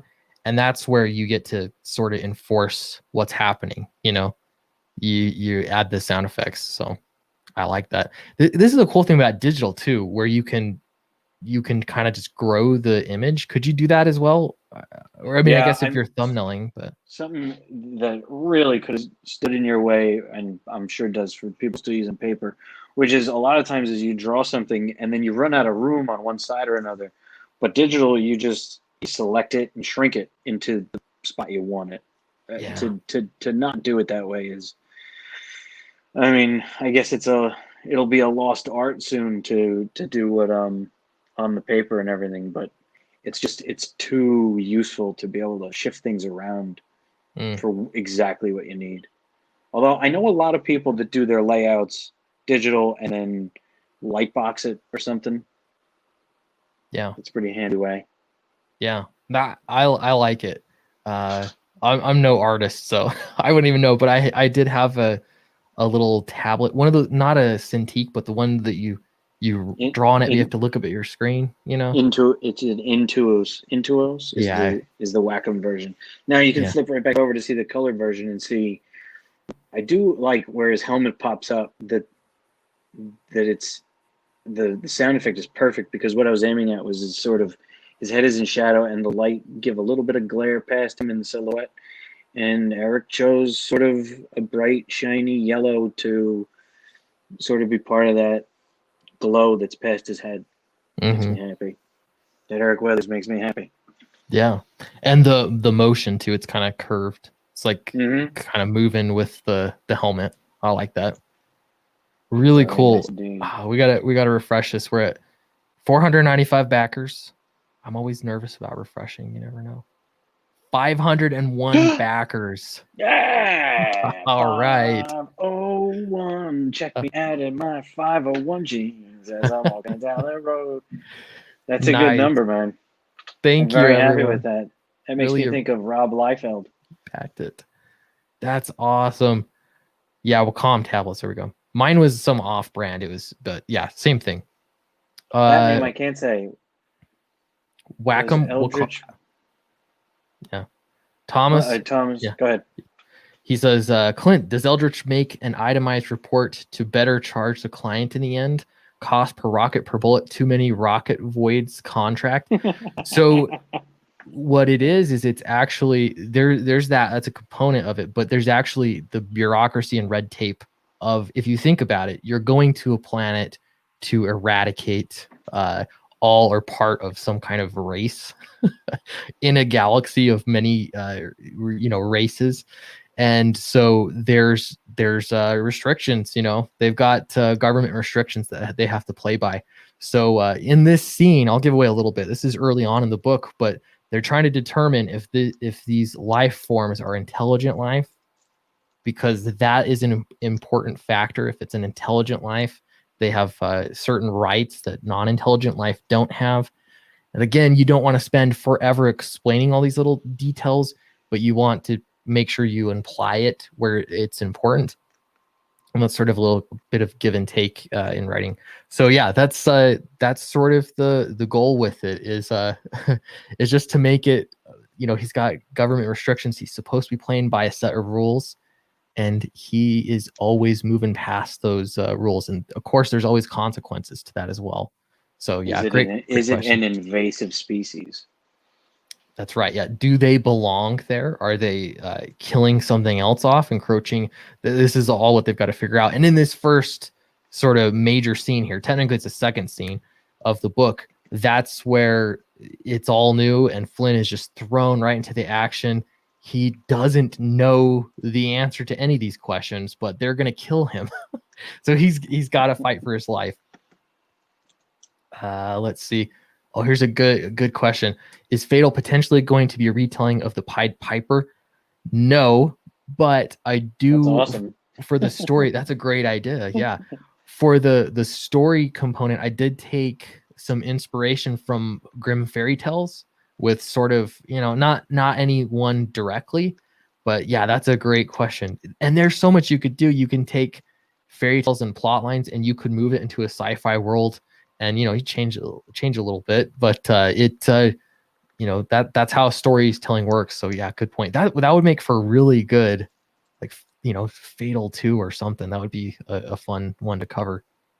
Let's see, super chat here from John Caleb Thompson. I can say all three of those names for $4.99. Thanks very much. It says I just got a raise, so now is the perfect time to back. Looks really good. Yes. Thank you. Congratulations on your raise, JCT. Absolutely. I hope it was at least a $4.99 raise, because now you're at $4.99. I really appreciate that. Yeah. So the reason for the season, the reason we're doing this stream here, and I think I'm going to be, we're trying to get on a lot of streams, but the nice thing about having your own YouTube channel is you can just fire it up, when you have time. So the reason we're doing this, we're approaching the end of the 48-hour mark. We still have, overnight to go, but I'm hoping that the videos I've been posting, live streams elsewhere, and the mailing list, all those things, people will come through, and we're really hoping to reach 30,000, which is not far away before the 48-hour mark. That's an important number. We've already passed 500 backers, which is a huge landmark. Like 500 backers is a benchmark for a very successful crowdfunding campaign traditionally. Now it seems like we see so many great crowdfunding campaigns in comics that 500 seems, like no big deal. It's just the beginning. It's just the beginning. Yeah, this is within the first 48 hours, over 500 backers. So really appreciate that. Dude, with 500, I'm thrilled. I am really thrilled. Great. I think that's the right start, and I think together, you and I, man, it'll be fantastic to just keep rolling with that. Yeah. And build on that, man. Yeah. I'm feeling positive.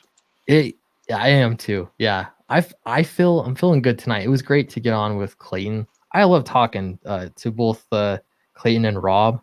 Those Australian guys. They're just easy to talk to. Yeah. Maybe it's because they're both hunks. They're both those dreamy Australian hunks, man. And I mean, I have a beautiful blonde wife. I think we were talking earlier, Artie Bear. Everybody on Artie Bear's stream was saying their wife is so much more beautiful than they are. Yes, they're the fairer sex. That's right. And I look at my wife and think, geez, how did we end up together?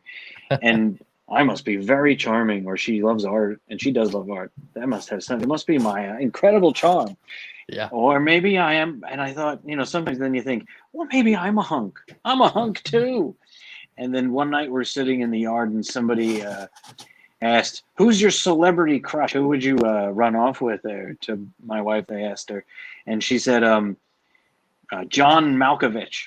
And I said, what the fuck? John Malkovich? Another bald weirdo? That's what's happening here? Your taste is bald weirdos? And then I thought that was bad enough. And this is my point. We're talking about Australian hunks. We were watching. She loves Ricky Gervais. She loves Ricky Gervais show. Whatever that is on Netflix about his cancer wife. And I thought, well, let's see what else. We looked for The Office, and I thought the original Office isn't on Netflix. What the hell? And so we're watching it. I searched Ricky Gervais, and we found a movie with him and Eric Bana, another honky Australian mate. And there's these two guys, Ricky Gervais and Eric Bana, and I'm watching it, and I say to her, that's the handsomest man that could be. Look at that guy, Eric Bana. He's so handsome. If I could look like somebody, look at that face. This is a great-looking guy. And she looks at me and says, yeah, Ricky Gervais is better. Look at his smile. And I thought, what? What is What? what would they call it? The Discovery of Lying. I know I've got that title wrong. Yeah, that's a good Ricky movie. Gervais show.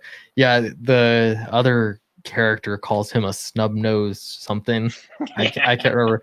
And I was like, wow, that's just so accurate to what he looks like. Here I was thinking I'm charming or hunky or something. It's just, no, my wife has terrible taste. This is what happened. My wife has terrible taste.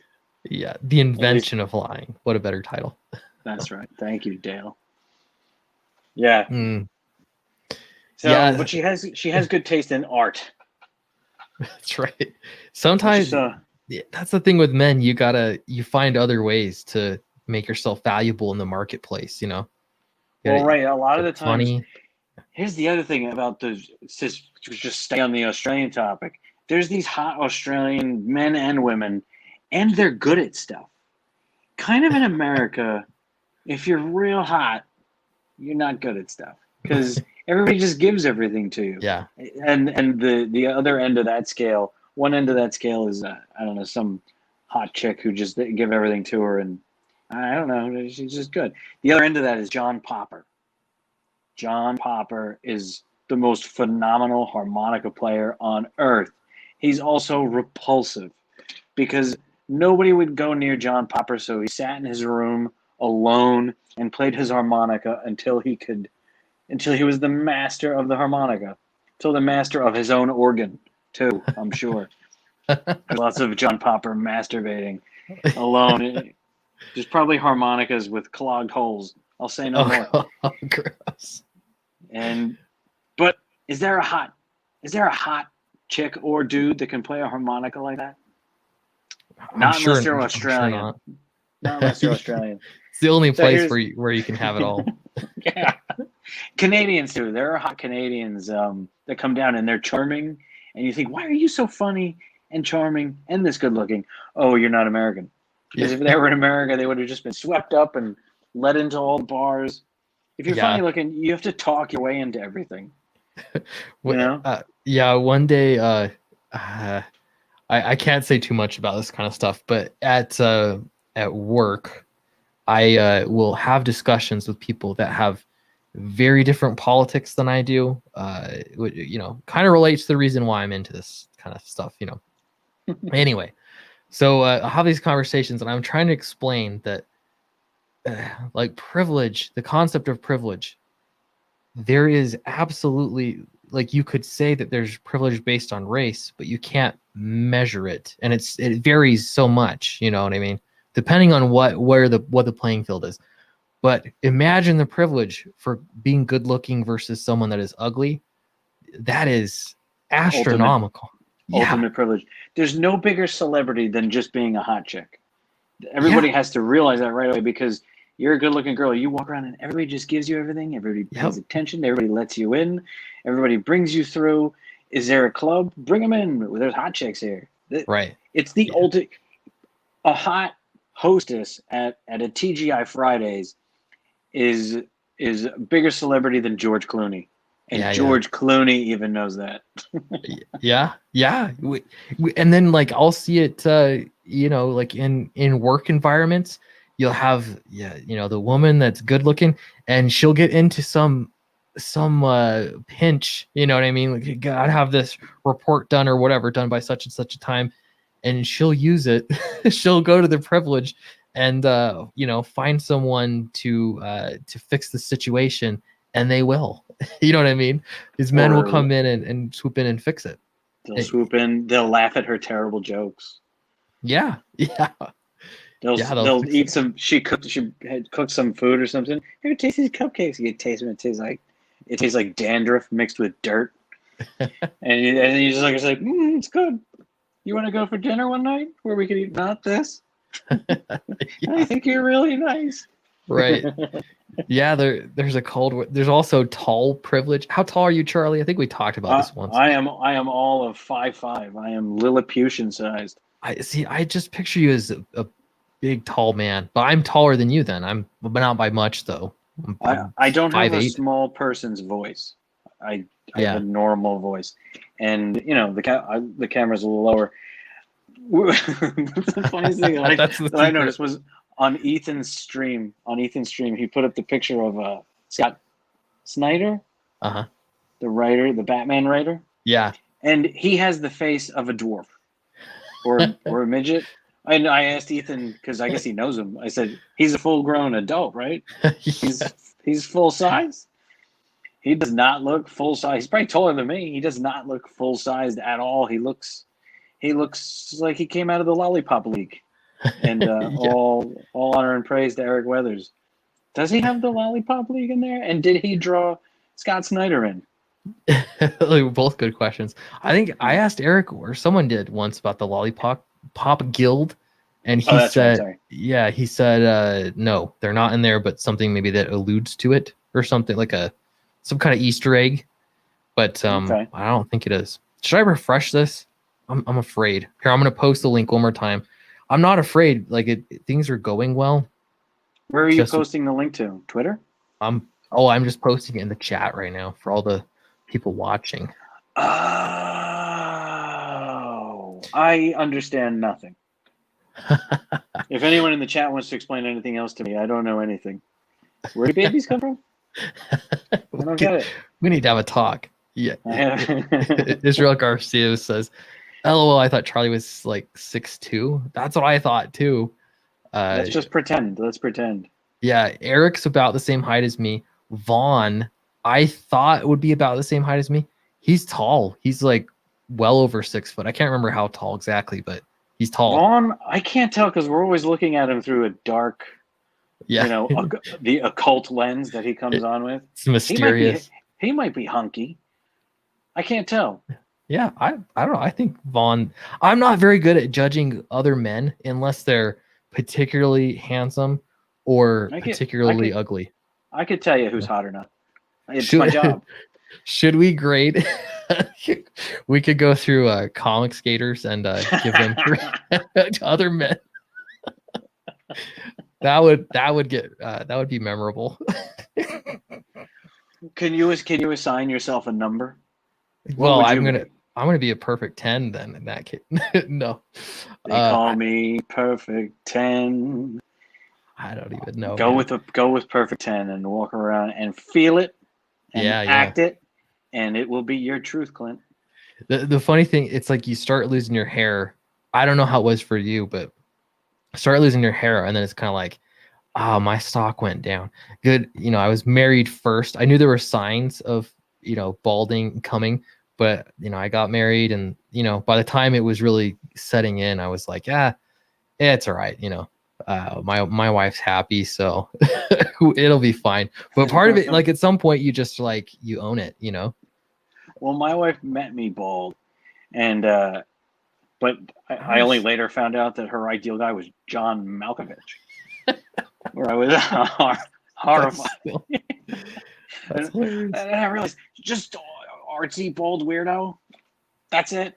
I didn't have to do anything charming. I just had to be an artsy, bald weirdo. Fine. Not even going to try anymore. You see that? We're over 29,000. Oh, 503 nice. backers. Thank you, everybody. Wow, that's great. Beautiful, dude. Uh, Beautiful.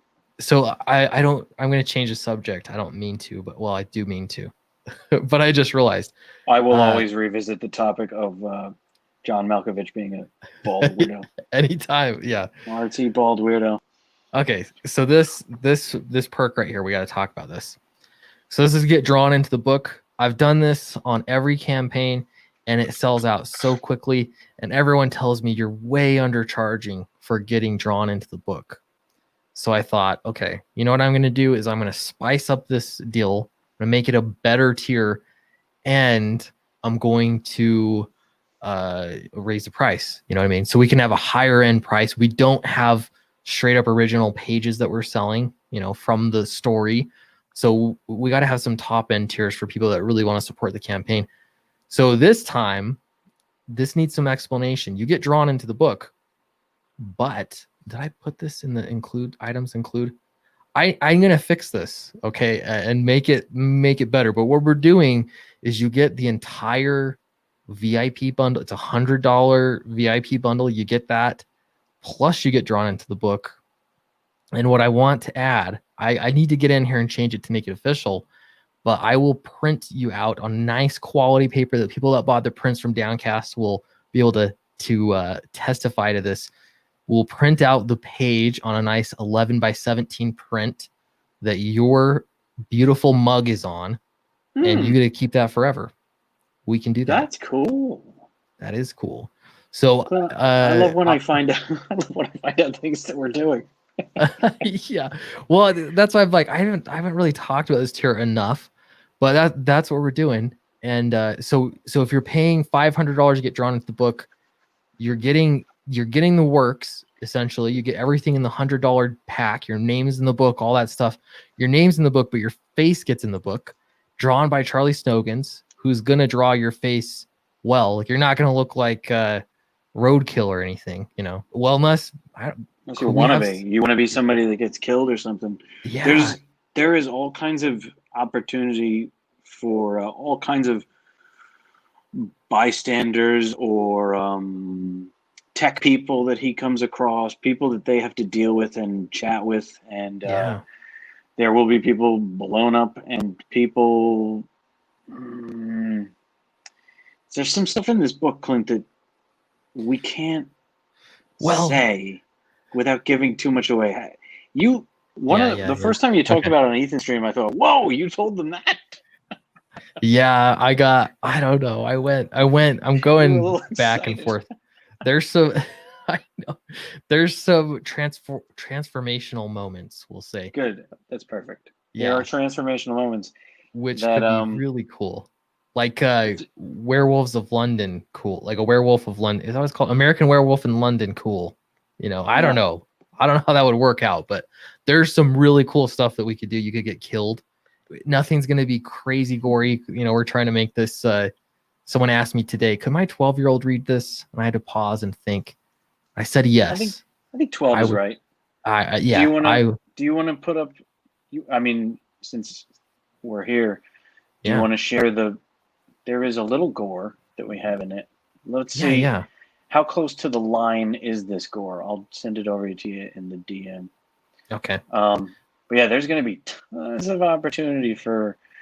I mean, I wish we knew about it before I did the giant scene of all those people around the hot tub. Although that face would have been too small. Let's see. I don't want the group. I want that. And let's see. They're teasing me for spoilers. No, he really didn't give any spoilers. No. It's such a big story. It really is. I think 52 pages will be just about half. So, I know when I tell people 52 pages, I'm like, it feels, yeah. There's another reason why, like, we really want to crush it with this campaign, because I'd much rather just give everyone a fat, giant graphic novel. Yeah, dude, I'll do this every night with you if you want. Yeah, to me, this is the one thing that we can count on is that we've got a YouTube channel. You know what I mean? I can fire this up anytime. And at this, it's a late. I know it's really late for you, but my kids are in bed, and and again, like I don't know. You never know who's gonna pop on, but this has been great too. People are backing. Really appreciate it. Did you send that? No, I I'm gonna didn't send it. find. I Okay. had to find the page number and open it. Page 16, and let's see. There is. It'll be kind of small. So let me take a screenshot of it big enough so that when you put it on there, all right, I screenshot it. Not the group. And let's see here. It'll be low res. Nobody will see the flaws that still exist in this thing. Rob Arnold was responding in the DM room. You posted that rough sketch in there I know, for me to get. I didn't mean to. I meant it for just you. I went group. It's all good. Rob Arnold responds, "Looks great. Not as great as you coloring my cover, though." Oh, Christ.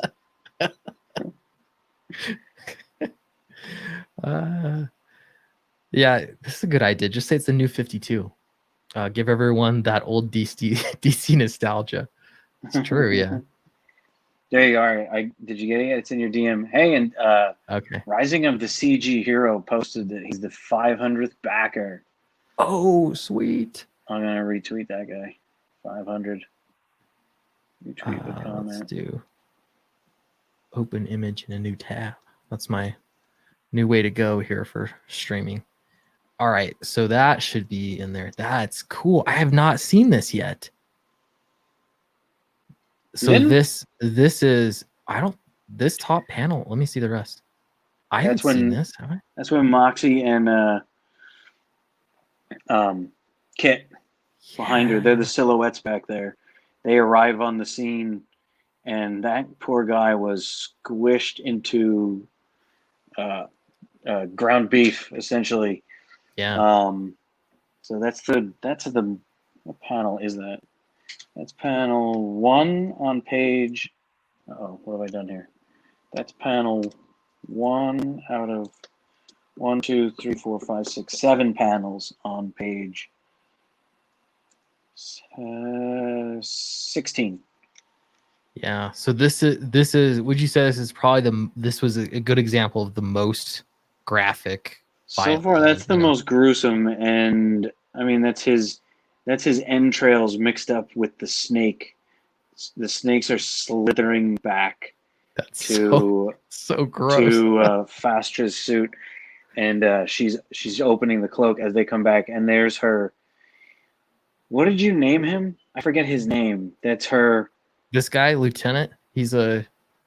I gotta look back at the script, but he's a lieutenant.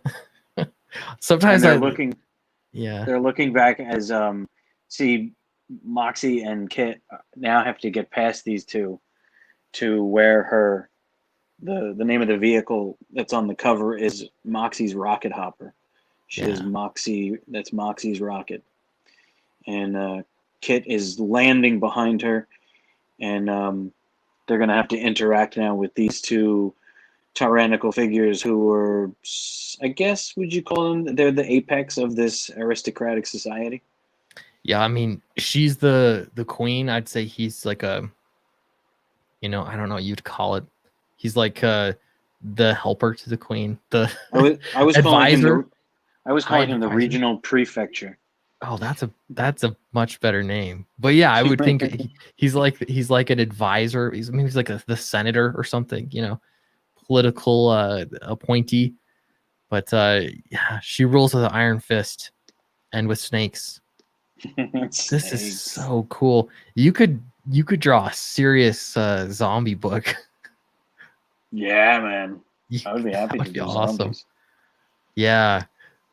Yeah, so you can see here just like the details on his face. It's cartoony. Like you look like you're in a comic book, but there's still like a lot of potential for a great likeness here. Yeah, I spent a long time doing caricatures. Yeah, that's He's the simp. Sebastian Anan. Good, another cool name. Everybody has such cool names. Simp. What? Can you tell Anan, Sebastian Anan? What in 10 words or so? Can you give us a real concise definition of what's a simp and why is someone called? What does it mean? I mean, we have FATL, and that stands for, what are those called? Acronyms. Flynn's Alien Termination and Logistics. So is simp an acronym? No. Sorry, I'm a pussy. Is that what it stands for? It could work. No, a simp is. You could correct me too, chat. But it's like internet lingo for your kind of like a simpleton. I think that's where it came from. But they're usually referring it to somebody that's helping an e-girl or something. You know, women online, someone that's trying to defend them or suck up to them, or that kind of thing. I'm sure there's a better definition, but that's what I gather about simp. I learned all sorts of new words once I started this YouTube channel. Boomer was new to me too. I never had heard that until now. Now it's everywhere. But yeah, that's a really cool page. I like that a lot. Or portion of a page. That's so cool. Yeah, that black and white book is going to be epic. Let's see. We'll get back to FATL here. We're over 29,000. Oh, I just thanked Shield Hero and spelled his fucking name wrong. Sorry, dude. It was spelled correct, and you can't edit tweets, right? No, you're stuck with it. Then you have to joke about it afterward, and nobody's happy with it. As you have often been the brunt of. Yeah, and people are like, "I thought you were a writer." That doesn't mean I still have fat thumbs, but yeah, that happens. Sebastian says, to me, simp equals a lady's white knight. That's a much more succinct definition than I gave. And then he said, usually supporting them monetarily and to a lesser degree emotionally. That's true. Yeah, great definition. So like, what's that? There's the one, I can't remember her name.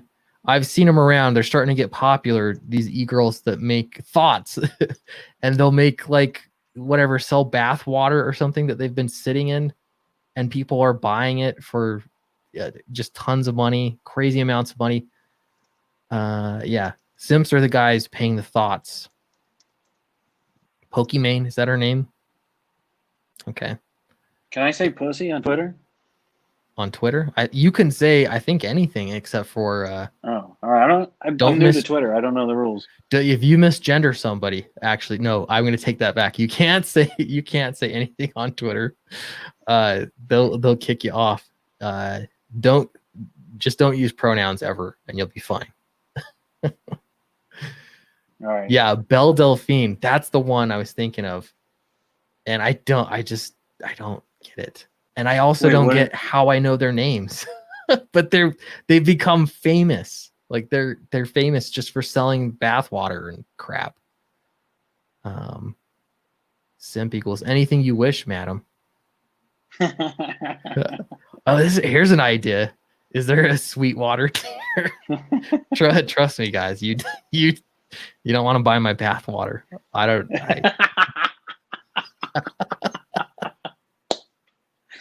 I'll pay her bathwater. Magical. If you guys would buy it, I'd post it. Scott McCullough says, "Hell FATL." All right, dude, you're killing it. Yeah, man, I'm stoked about this campaign. It's been a really good start. A big thing too is that backer number. That's such a strong start. The mailing list. In looking at some of the stats down the road, I'm going to collect it and make a video because I find that stuff really interesting. But you can see where referrals come from and stuff. And guess where far and wide most of our campaigns backers have come from?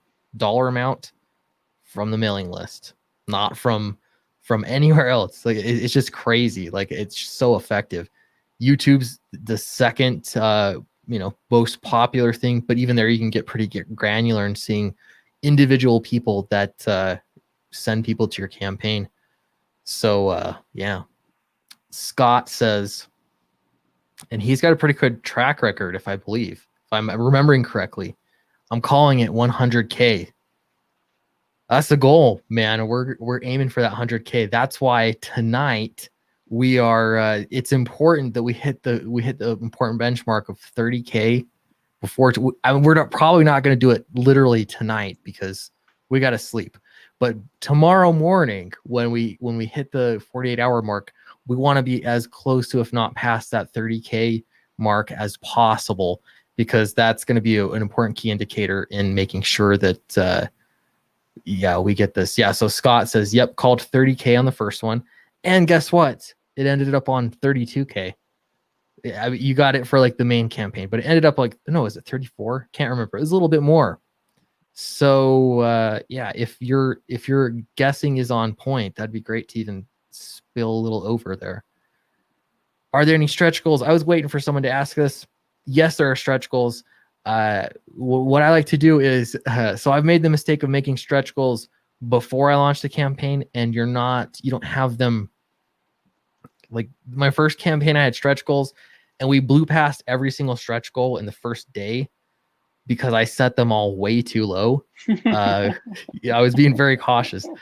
So it doesn't really make a lot of sense to do that. So in this case, I'm waiting for after the first 48 hours. We're going to pick stretch goals. They're going to seem closer because we're getting into the grindy part, but that's where the stretch goals are going to help us. So I would like to announce a stretch goal tomorrow. I've got a couple ideas. Why don't we talk about those tonight? Actually, if we can mention them.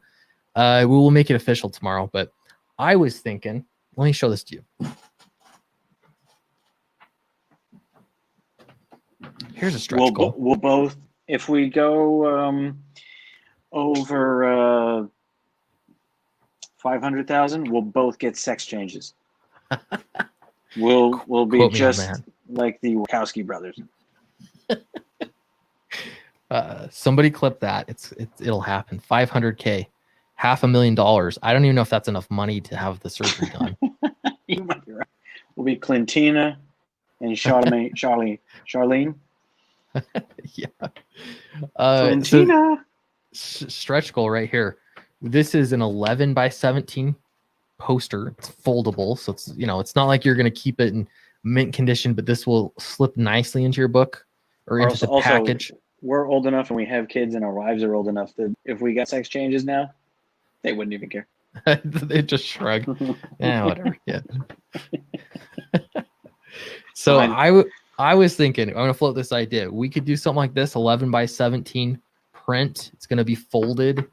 It'll have 2 lines through it, and we'll put that in every single book. How would that be for a good stretch goal? And we would, this is what I'm thinking. Give me your feedback. But this right here. Yeah, you want to make that a poster? Wouldn't that be cool? We could. Yeah. We could do a different one. But I just thought that's the one that immediately I think of, is that could be a sweet fold out poster. That works for me. Everybody seems to like that one, and that was the first time I colored them. Yeah, that's true. Yeah. So that could be a stretch goal. I'm going to figure out exactly where to land. We'll talk about it. We'll think about it. But yeah, that I'm thinking about that for a stretch goal. There's always bumping up the print quality of the book. That's what I normally do. We always crush past those goals as well. And one of those is making better paper quality, thicker paper stock. That is an option. Yeah, Blue Spectre says folded poster to like you boy, Zach. Yeah, exactly that. And then just add it, and everyone gets one. So it doesn't get complicated, just everyone gets one. Yeah, so that could be a stretch goal. Paper quality cover stock, matte finish on the cover stock, things like that. If you have other ideas, let me know. And yeah, I'm happy to hear them. Anyway, so there's an idea for a stretch goal. We'll make them official tomorrow. And I think just as we go along, it's kind of fun to post new ones instead of having it, you don't want to just reveal them all at once, but kind of post them as you go. That way there's something new to look at the campaign. So right now, 503 backers. I don't think we're going to go much longer tonight. It's like 2:00 there, isn't it, Charlie? I don't know. Yeah. Probably. Yeah, it is. Yeah, I'm gonna post this in the chat again. Here's one chromium cover. That would be awesome. That would be a big stretch goal to get a chromium cover done, especially because this book has a spine. Foil might be more doable. I don't know, but that's expensive, so it would have to be that would be a high one. But I'll tell you, if we did hit six figures, we're gonna have lots of stretch goals. I think the book is gonna be epic if we can hit six figures. And also So, Pagan Penguin, another super cool name. Everybody's so clever. Yeah. Here's the misleading 48-hour live stream. Impressive. Welcome to Path. Yeah, we've been streaming this whole time. In case you didn't notice. We keep hopping back into Rejuvatube. Everyone's asking this too. Is this book a one shot or part of an ongoing series? It depends. We're not finished with the book. Like, we're still creating the book. The ending is flexible. I'd love nothing more than to make more Fatal books. But yeah, that's the beautiful thing about a campaign, is we can sort of see what the appetite for it is. There's also the nice thing about this story is it's actually perfect for crowdfunding, because we can, have a nice ending. We can also make it a series. Like, it's fun. I've got a ton of ideas and thoughts that would be fun for other planets to visit and things like that. But nothing is decided yet. We're crowdfunding this thing, and it's going to be an awesome story regardless. And if you look at the build of it, it's pretty easy to serialize. Assuming Fatal Flynn makes it. He might die. He could die at the end. He's going to be in a lot of trouble, and this is a troubled planet. But he can go planet to planet, because that's his job.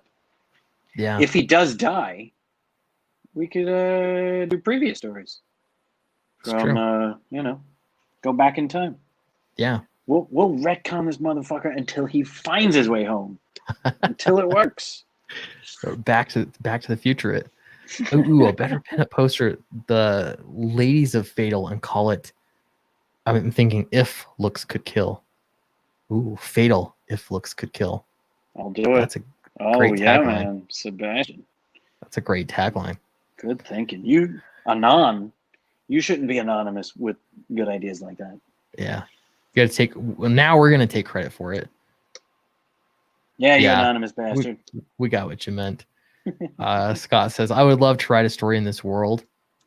That's another thing that would be an awesome stretch goal. Again, this is like, we're going to have to really pump this campaign up over, the course of this campaign. We're pump those numbers up, but having backup stories and stuff like that, that's so fun. Those are great stretch goal ideas. I like the poster idea. Yeah, we'll do the Ladies If Looks Could Kill. Well, I've got a comic idea, don't worry. Good. That's where it matters. Nice. Well, I think we're gonna wrap up the stream for tonight. And seriously, I'm just gonna do this. Maybe what I'll do is I'll do one regular video a day instead of two, because I'm a little worried I'm gonna clog up my notifications that are coming out. But I can do one regular video every day, and then we can do a stream. Unless we're streaming elsewhere, we can stream here. But we're gonna be just pushing Fatal as hard as it can go. And I don't know, this was a fun stream. It was kind of fun just to chat with Charlie, Yeah, Clint, I don't think we ever just chatted, just you and I, except for on the telephone. Yeah. It just feels like those phone calls. It does. Yeah. It's more like that. Normally, and I invited a bunch of people, but it's late. It's a work night. So yeah, in this case, it's I don't know. It's just kind of nice to hang out and get him talk. out here. Scott's listening. He's too tired to tell us stuff. We should also hit Scott up all the time for tech talk. You know what I mean? When we're writing Clint's writing and Flynn needs gadgets, gizmos, and firearms, and what's going to be in the rocket hopper, and what's he going to go up to the gull floating above him, and and get what he needs, or ask Eldridge to send down what he needs when we're in those parts of the story. Call in the SWAT team. Yeah, we don't have names for it. Wrap up only 2 hours in. Wasn't it supposed to be a 48-hour stream?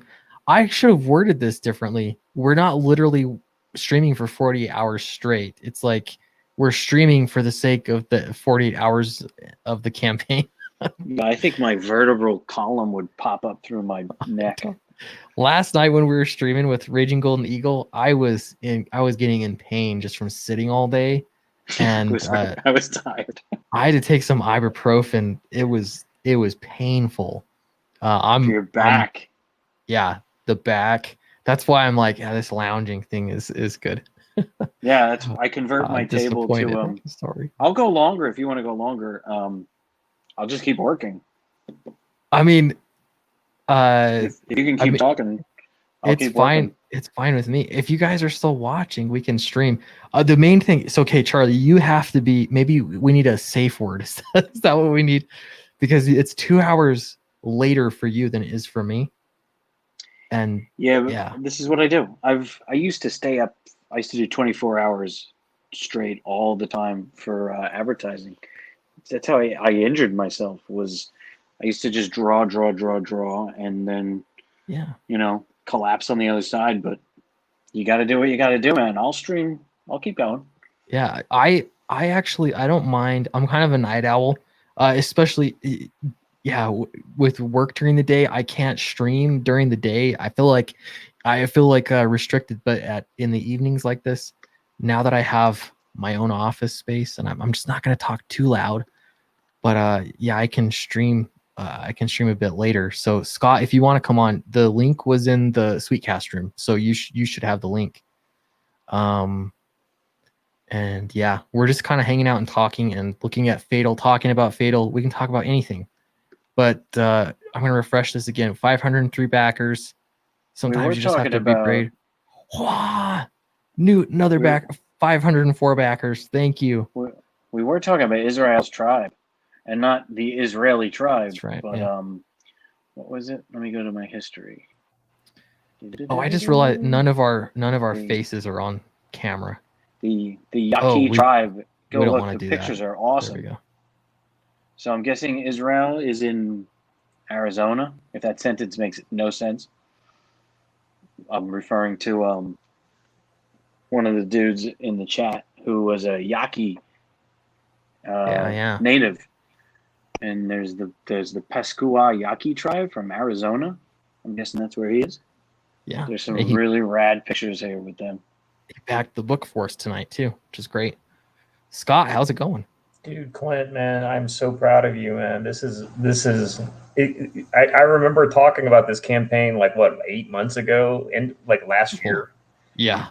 And we talked about it like this is the 6-figure campaign. This is the one, you kind of envisioned it that way with Charlie's art. Charlie, I remember he was sharing your art around, and man, we were just like, holy shit, this is cool, and I'm just glad to see that this is really worked out, because you know how it is, man. These campaigns are shots in the dark. You never know exactly what's going to resonate with the folks, and so you have definitely rang the bell on this one.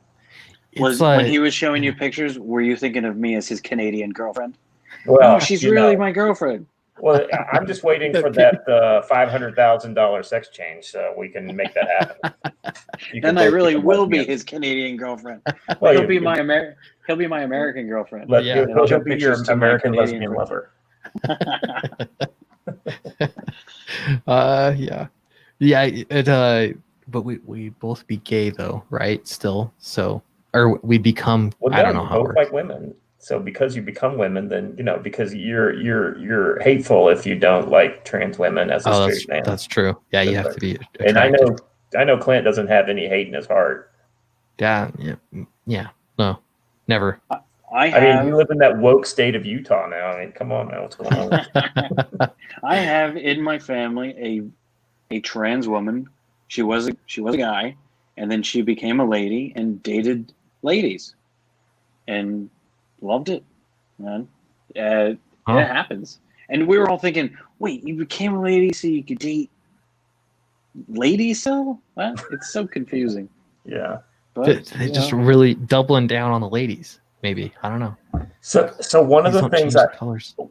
so one of the things I wanted to tell you, Clint, is I think just looking at your campaign, the design of your campaign, your perks that you're offering, especially with the second secret tier that came out today, I think you have really kind of hit the sweet spot on campaign design and the ships first. I think I've seen that on Kickstarter, on some Kickstarter campaigns. Really? Okay. I think I've seen that before because it was kind of like you reminded me of it versus like I never saw that before. Like, it's kind of like the mailing list thing. Nobody in CG was using the mailing list, but I know for a fact that guy who was talking about on YouTube, crowdfunded comics. Yeah. I can't remember. You've actually had him on your show. Jason Brubaker. Yeah, that's the guy. His big thing was always, listen, if you can get 2,000 fans to follow you and you generate them as a mailing list, then you can be successful at crowdfunding comics, Yeah. And I think what you said earlier about the majority of your first day sales coming from your mailing list, I think that's spot on. Yeah. You give them a good discount on a kind of a premium tier. And so, me and my partner on Sidekick Island, we were really kind of going over your list as we were finalizing our list. And, our featured tier is not going to be $100. It's actually a little lower in price point. And we don't have 3 books. We only have 2 books. So, you really kind of hit all the key things that the only thing I wish is Charlie was doing physical art, but he's doing those head sketches. So I guess that everybody wishes that. So we have some plans for some more opportunities, not anything that you would imagine, but there are going to be some opportunities. Also, is that I don't want no spoilers. I think we'll be able to know about it in a couple of days, maybe this weekend. Yeah. We'll show what we're talking about. I have these 3 pages that are on the verge of being finished color wise. Do you want to? I can put them up. Do you want me to send them to you now? Why not? Yeah, you can put them up on the screen. Yeah, while you're doing that. Oh yeah, sorry. Go ahead. There's stuff to be done to them. That's all I was going to say. Okay. Yeah. So you guys get a sneak preview. This is not finished colors, but Charlie's a man of many talents. I know everyone loves your colors. So here's what I do though. I was going to say, when you're putting together a campaign, when I made that initial video, it made such an impact. I had not realized when I said months and months ago that to make a $100 campaign, you have to figure out how to make a $200,000 campaign. Right. So that was my point. So if you can figure out how would you make a campaign so it is built to be able to make that much money, then if you fall short, you're going to land on 100,000. That was sort of my mindset. But a big part of that is you got your price, you got your backer numbers, all this stuff. And so I actually think about what's the average backer dollar amount. Fatal was a little different because we don't have original art to sell, no original cover, we haven't actually sold any really big expensive items, which is kind of amazing with how well we've done so far, just off of pretty regularly priced tiers. So in this case, we have 29.58 divided by 504 backers, and this is going to land around 58, really close to 58. So that's $58 per backer on average, which is fantastic, and I appreciate everybody. But then from there, if you can try and figure out what you want your average backer dollar amount to be, then you can figure out how many backers you want, how many backers you need to get there. So if we have $58 times 1,500, that's 87,000. I mean, that's a good route to go. But honestly, where I think we want to be and where I think we can be is more like 1,700 backers. I think if I have the math right here, 58 times 1700. 98. I mean, yeah, we're basically there. So people buy, again, we're gonna have some original art stuff, some bigger things that pop up that'll sort of help balance things out. But yeah, that's sort of the plan here. That's how I think through it. It's not perfect at all because you can't always figure out where backers are gonna land. Mm-hmm. It's man, it's super touch and go, but that's kind of how I end up thinking about it when you're forming a campaign. Yeah, I was really surprised. Just some of the campaigns. I think what's interesting is when you see, some of these campaigns that have like, average contribution amounts like over $45. Which just kind of blows me away because, just like I do, that the average contributor buys one book. Yeah. Yeah, it's just, the far and away, the vast majority of them do that. So what that means is if, there's two ways to get people to really increase that average backer amount. And that's having a lot of kind of mid-level tiers or a couple really expensive tiers. Like I'm sure that those $10,000 covers that EDS gets really, even with all his backers, it really brings up that average price. Absolutely. And he's got several, of those, he sells the entire book of original art. He sells all the covers, so, it's things like that that really give people the opportunity. And, I mean, I'm not saying that you and I are EVS level, but at the same time, to the extent that we have fans, we need to give them the opportunity to have a range of products. So, so I'm just been lucky, Door Kicker's artist, he did physical art. Doug Franchen, who's doing Peregrine, did not do physical art. But we've got a lot of drawn in tiers and things like that to kind of bring folks in and get that average thing up. And, the graded team has been awesome about bringing people in, and because of their personalities that people know them from the Graded 0.5 show, that has been a big kind of draw. And then looking at my new campaign, one of the things that I wanted to do was to come up with a unique item. And so we came up with the lunchbox for a Sidekick Island. So there's going to be like a $50 tier where you get a book and a lunchbox. And so that's, I mean, if the price point on that is right to where if we were selling 10 or 15 of them, it's worth our while. And I'm hoping that we can sell more along the lines of, because we're going to have two tiers that have the lunchbox in it. We're going to have the kind of a book in the box tier, and then we're going to have the collector's bundle, like what you've got. Instead of having 3 books, I've got 2 books and a lunchbox. Yeah. And then, it's got all the other stuff. We've got 44 characters, so we're going to do A, B, C, and D booster packs of trading cards. When you have that many characters, I mean, you'd be crazy not to do like a whole trading card set of them. So, the little things like that. And the crazy thing is that, we can, as campaigns, we can really do, if you're in the $20,000 to $30,000 range, which I think kind of all of us are, I mean, clearly you're above that.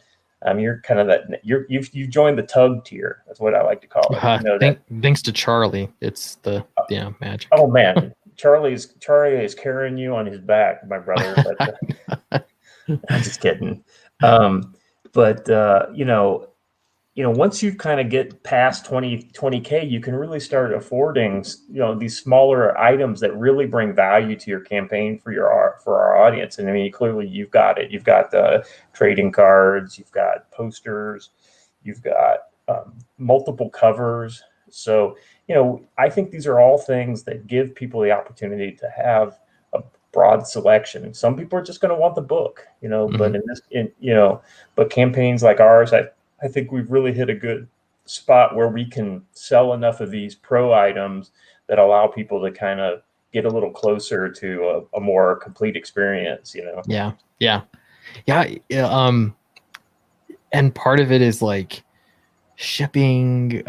What I'd love to have, I wish there was a perfect item. There are lots of items, but I want the perfect item that you could add mid-campaign that has to ship separately? You know, something that's shaped different or something. Yeah, like That- so, yeah, like the lunchbox or a T-shirt or Exactly. a high quality poster that you want to put in a tube or something like that. Because that way, no one's expecting. No one's going to ask, "Hey, well, can I have it shipped with my book?" It can't ship with your book. Yeah. So it doesn't matter that you're adding it later in the campaign, but it gives your campaign more legs. You know. Yeah. Let's highlight this. Comic book artist doing math is painful to watch. Clint is okay. Man, I that's a big math compliment to me. I'm actually I'm do math like a writer, but everybody knows the artist or the lead singer of the band, in comics, but everybody knows that the writer is the smart one. So, except for when I heard Clint try to say avant-garde. Oh, there are a few of those. You expect somebody from Utah can speak French? Yeah, avant-garde. I know. I saw it, and then I was like, "Oh shoot!" It's like there are some other words like that.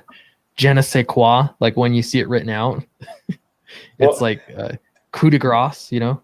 Don't feel bad. To this day, I remember the worst one I ever did. We were playing D&D in college, and I was about 3 or 4 beers in, and I said, "Okay, my character is going to be very subtle in how he does."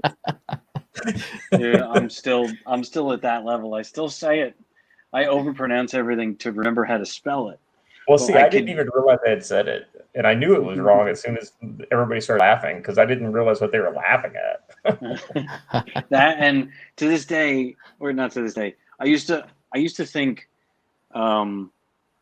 epitome and epitome were two different words, and I would read it, and I was certain that the epitome was the highest form, the best something could be, and that the epitome was sort of its basis thing of what I don't know. I just remember reading it both ways and saying it both ways, and I could even dumber make you realize how dumb an artist is.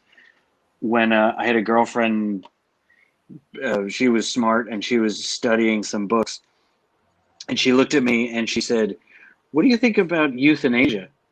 And I said, "I think those kids in China really should have all their rights." And she looked at me thinking, "What? Oh, No, should people be able to be killed if they want to be?" And I said, "What does that have to do with kids in China? I don't know. I don't understand the question. You're an idiot." So yeah, it's sad. It's sad to be this dumb. Yeah, I'm tweeting this out. I'm gonna get some help from Twitter too. There's people out there.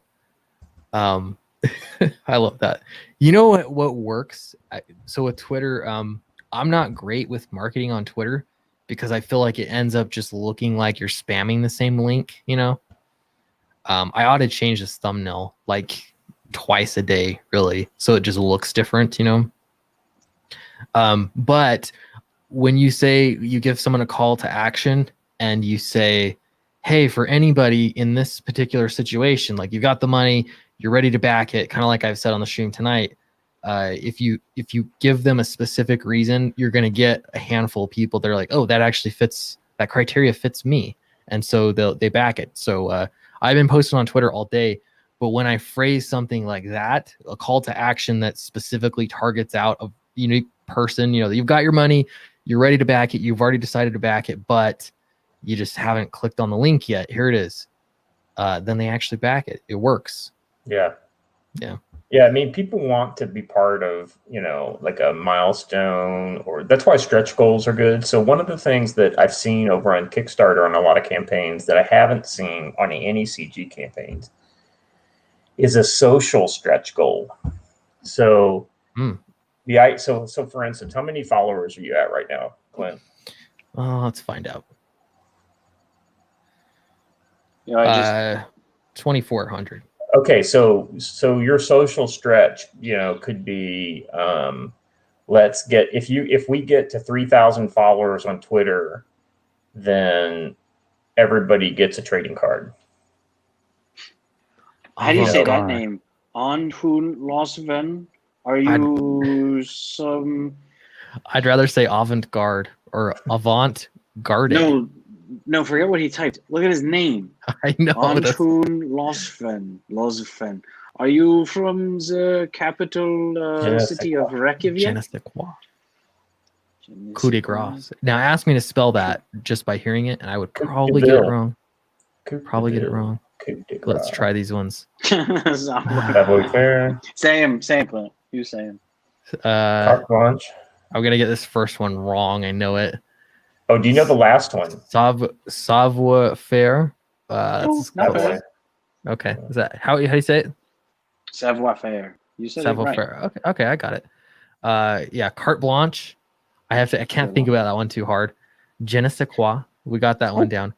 We're gonna get this one wrong. And I don't got it. Tell me. Ennui. What is it? It means it's a Ennui. boredom. Ennui. Yeah. Okay. So I hear the word. It's like but- an existential boredom. Yeah. Oh man. That But ennui is what Kit feels as she's in the pool. She doesn't want to go out with Moxie into the world and go deal with the shit. Ennui is the perfect term. ennui. Yeah. A total sense of complete Usually ennui. this is a problem for rich people, ennui. Oh, ennui. It's the whole world has come down around me. And now I give you carte blanche to feel ennui. Clint, I just DM'd you the 3 colored things that I am struggling to finish. Color. Is that improper language though? Colored things. Colored things? Oh, yeah. No, Harkens back to Eric's Oh, joke from the other man. day. Here we go. He Pulling made this that over. exact same joke. 2 screens is the way to go when you're streaming. I gotta minus this thing out though. Yeah, That's too you can big. see all 3 together. Oh, these aren't finished. No, those aren't done. That the one all the way to the right is the farthest. There's a lot to do with the one on the left. That's page 5, 6, and 10. And when I finish those, we'll pull the black and whites down and put those 3 up on the page. Wow. That is They're page 5 beautiful. when the beast leaps on top of him, and then he's on top and he's getting drooled on. Dude, And, I want that last page image as like a pinup. It'll let you cut it like this way, you think? Or can you or just do the whole page? You could do the whole page. It's cool. But so wait, but are you could also want you could people to be able to choose any page they want and have it as a pinup Charlie, throughout the book? Let me think about that. you draw digitally, right? Yes, sir. How many different layers are on that page? That page has a lot of Okay, layers. that girl is her own layer, I bet, isn't she? Yes, she is. And this is what I was talking about earlier too with when I start going and it gets good to me and I just want to keep drawing. I mean, if I could have I tried to make her smaller, but it didn't work. So I wanted to draw her shoulder. I wanted to draw her feet. Yeah. I wanted to draw she's in the pool. I wanted to draw the ripples around it. But what you could do with her, I have no idea who she is, right? I don't know what her position in the story is, but I imagine the detail you put into her, she's a prominent character. she's on the cover. Oh yeah. Yeah, that's what I thought. Like I said, I mean, I'm just going off the information, what I'm seeing on this page. Mm-hmm. So you could recompose this image, right? So you don't need the whole page. I mean, the whole page would work because I think it's a great layout. But that being said, if we're just going to focus on her, right, you could take her layer and then see how it's kind of composed already with that other gal coming out of her hip. Mm-hmm. So replace her with a new image, and you may even have an image you could use already of your hero, the exterminator guy, and have almost like they're interacting. So you're essentially, creating a new image using at least one, almost like a movie poster. Like and you're putting all the pictures together. Interesting. And then you're creating a little mini story just and then you use that as so the whole point is that we as businessmen, Clint, where I'm always talking about taking my writer hat off and putting my producer hat on or my businessman hat on. One of the things that we've been doing with Sidekick Island is we made sure that all the digital art is in individual layers so that we could kind of recompose. So like the lunchbox that we're doing is essentially cover A, but it's in a horizontal format. And the characters have just been reposed. So, going from it goes from a vertical format on the cover to now it's a horizontal. I mean, Jesus, man, I could see the middle one. I love the layout, but there's no like single image, right? That really kind of calls your, like a subject image, right? Whereas she is great for that. And then on the first image, this could be a cover, the way he's bumping out that middle panel. But the whole page works as a composition. So, I mean, shit, man, you've got a lot of options here. I've got an idea. So I did a print pack with Downcast 2. And I didn't sell that many of them, but they were just covers, like people, you know what I mean? Yeah. They're great. I love them. But question to the chat: if we did a print pack where you buy the print pack and you get 11 by 17, they're big. They're not going to ship with your book because they can't. Doesn't make sense. Well, they could. You would just have to fold them. We don't want to fold them. These are going to be nice. They're going to ship separate. Prints, not posters. Yes, prints, thick paper. Yeah, I've got some samples here. I should grab them and show you guys best you can see on stream. But we could do that and pick like 6, maybe. That's what I did. I think I did 6. We could pick 6 prints. They each come in their own top loader. Like they're protected in their plastic top loader sleeve. They're going to ship separate. They're not going to be bent. They're going to come in one piece. And we'll just pick like 6 beautiful pages like this. Just like this. So you could hang them up. You can look at them. You can cherish them. It's not original art, but it's big art. You could put up on your walls. To me, I love the idea. I had covers for the last one, but I love the idea of actually having full panels. Like the whole design of this center one, I've already, talked about earlier tonight, how much I love it. Yeah, that would look great on your wall. So I want to know, like, if that would be a good. We're trying to think of other ways, like mid-campaign, to sort of boost things. But what I don't want to do is introduce something and have people hurry and refund their first back to get the new thing. This would be something it has to ship different. It doesn't make sense for it to ship this, same way. But you're getting something unique, new, just beautiful. Mm-hmm. I don't know how well that would sell. You could do pages like these just as is, or you could even do like black and white.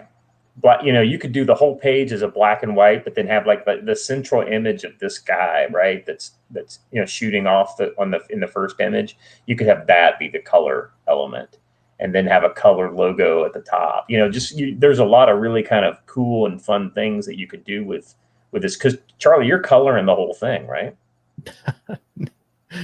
Bite your tongue. No, please, God Almighty. I was going to say, these look almost time consuming. Yeah, those are almost done, and I gotta. Every time I turn away from the black and white stuff, it's such a stomp down in the progress that if I was to color all these pages, it would take, instead of, I don't know, another month or 2 to draw, it would take another 2 months on top of that. That would be really. It would be a definitive vision. We need a you want a stretch goal? But right after we get our sex changes, a second stretch goal of I spend the rest of my year coloring this. Charlie colors it. It would have to be, your name won't still be Charlie when you get your sex change. It'll have to be Andrea or whatever colors this. Right, and I'll color it with my own severed penis. How about that? That's right. I'll color my own severed penis. I'll be right back after that delicious note. I'll be right back. Okay. Let me grab. I'm gonna grab these prints I have here because most people didn't back them, so I want to kind of just show the paper and stuff. So Scott is going to sing for everyone. I refuse. I'm not a good singer, but oh man, I will talk to your chat. How about that? Okay, that works for me.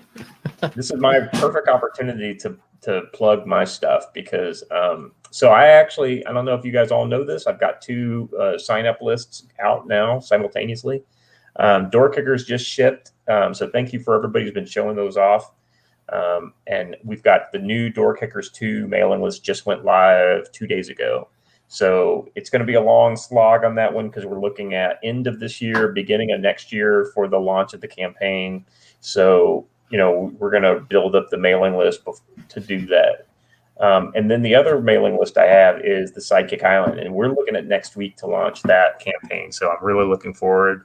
I know we won't be nearly as successful as Clint, but I would love to have you along. That's a comedic satire about killing off sidekicks on a deserted island.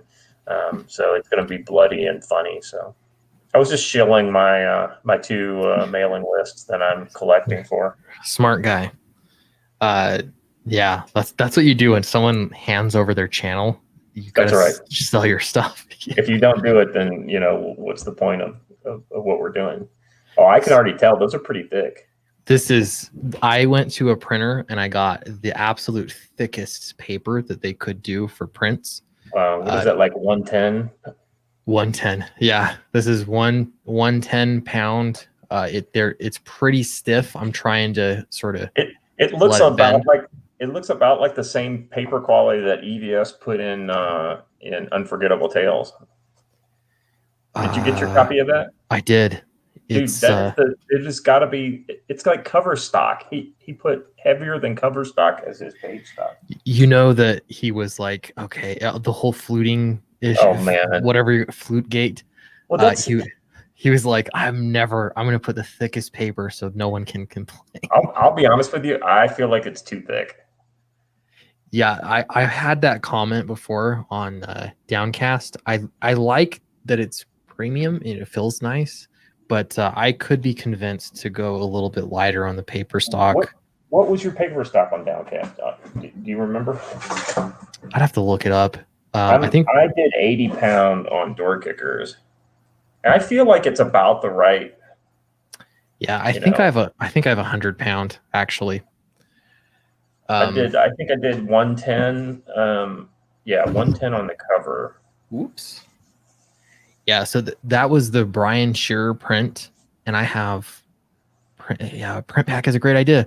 Good, I think it's a great idea. I think it's a good idea too. You can do it as an add-on as well. Yeah, with these big prints, it's great.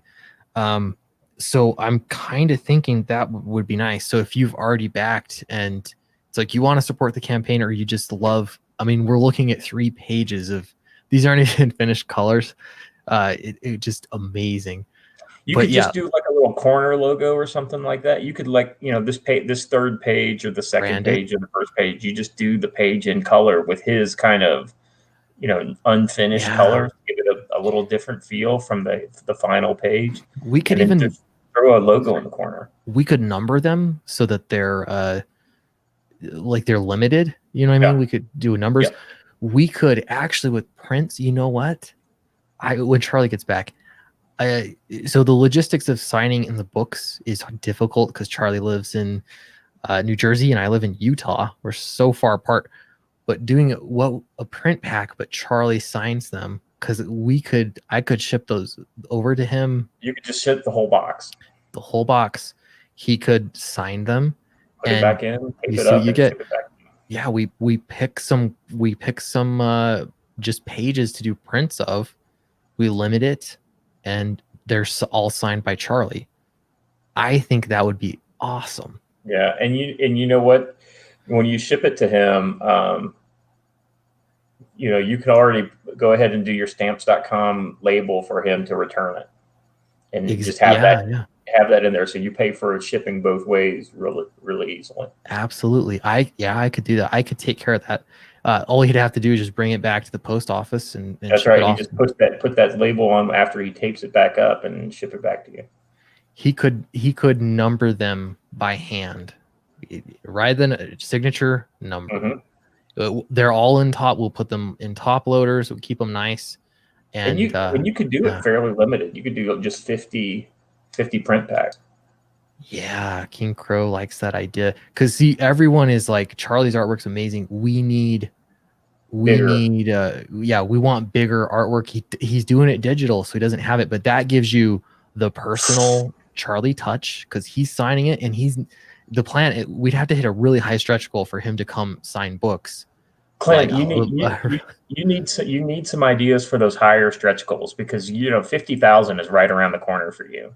Well, that's the thing is we're working. I've got some ideas, but really it's like I've got it planned out that I have these benchmarks I want to meet, and the one is if we're hitting 30K by 48 hours, which we're ridiculously close to that. Yeah, where are you at right now?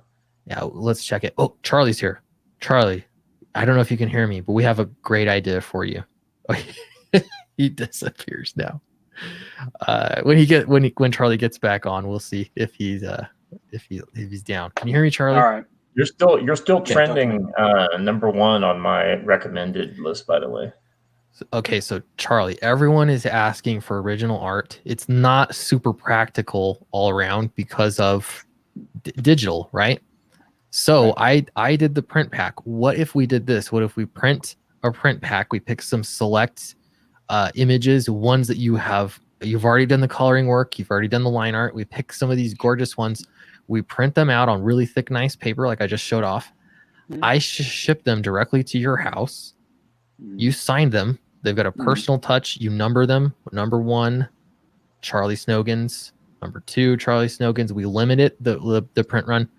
And then they can back those. That'll ship separate from their book, so they can back again. You know what I mean? And the chat seems to like the idea. What do you think about that? Cool, absolutely. The kind of thing that says 1 of 200 or something like that. Exactly. Yeah, absolutely. That's a brilliant. So let's use the wisdom of the chat, right? So what would be the right price point for 5 prints, 5 limited prints, high quality paper? 11.5 by 17. We showed you the paper, yeah. Let's not tell them what we think the price point should be. Let's see what they think. Each one is in top loaders. The top loaders are expensive, kind of. What's a top loader? They're go ahead. Big old plastic sleeve. It's like I don't remember what the word is for the plastic, but you ever get like the trading cards that they'll come. Yeah. Okay. They make big ones. Yeah, rigid plastic. Yeah. I've got some sitting over here. It's the preferred way to mail original art. Yeah. So we'd put the original or not original. We put the prints in. They're limited. They're signed by Charlie Snogans, and they're gonna ship separately. So, it's another way to just sort of put fire under the campaign and help us get some traction. That would be awesome. And will they have the capability to choose the page they want? Or do we pick the page? No, I think you guys have to pick the page. I think we'd have to pick. Maybe I'm just brainstorming here. We could either just have like, hey, these are the select 5 prints that you're gonna get, or 6 prints, or pick from these 10. Or pick from these 10. How would I do that logistically? I could have options or add-on items, perhaps, and they pick them, and they're each limited. So then you'd have more than that. That could be a thing. Or we could do it like a trading card set. How would that be if you had like a super rare one? Maybe that's getting ridiculous. I don't know. Maybe just pick 5 or 6 and let it go. Yeah. And they're all limited. So and the cover will work as one of the, if you want. Or were you talking about it as a poster? Is a poster then different than the print pack? I think different. I think that wraparound post. I can't believe you don't already have a plan to make the wraparound cover a poster. Well, we could. One of the prints, maybe actually, I don't know what the dimensions are. One of the prints in that print pack could be the cover, perhaps, and 11 by 17, but it would be sideways. Mm-hmm. This is the fold up print. This is cheap, but it's cool, but it's cheap. The print pack is like It's signed.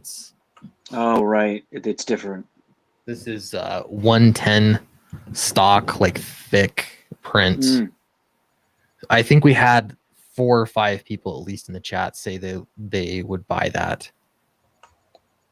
Out of 50 people, that's a high hit. That seems good. I don't know how many we would limit it to. I don't. All this we'd have to sort of work out, but yeah. Out of I 10, kinda like that idea. if out of 10% of the people that buy it, the book want the print pack, that's a lot of people. I think so. And the thing that's different is that they have your signature, because they're otherwise like the books. Again, we're gonna have to hit a huge number for you to be able to come out and sign books. You know what I mean? What we're fulfilling, but they could actually get your signature on your artwork with your colors that you've been working so hard on. I think that'd be cool. Yeah, Yeah. I think that's a pretty, well, here's the thing that I like about something like that is it's personalized, because I mean, it's not personalized to the person, but it's got a personal mark of exclusiveness, like 40 of 50, right? Or whatever you guys limit it to. But then the other part of that is it is exclusive. The idea is that it's limited. You couldn't, it's not just everybody would be able to get one of those. So there's I was not a Mike Mignola fan when I was a kid, and then I got older and thought, oh my goodness, this is genius. His composition and design is just it's actually stronger, I think, than his draftsmanship. Yeah, that's what's so impressive to me is the composition and design. Exactly that. But so I've been wanting to buy prints from him. I'm trying to click on prints. Oh, there we go.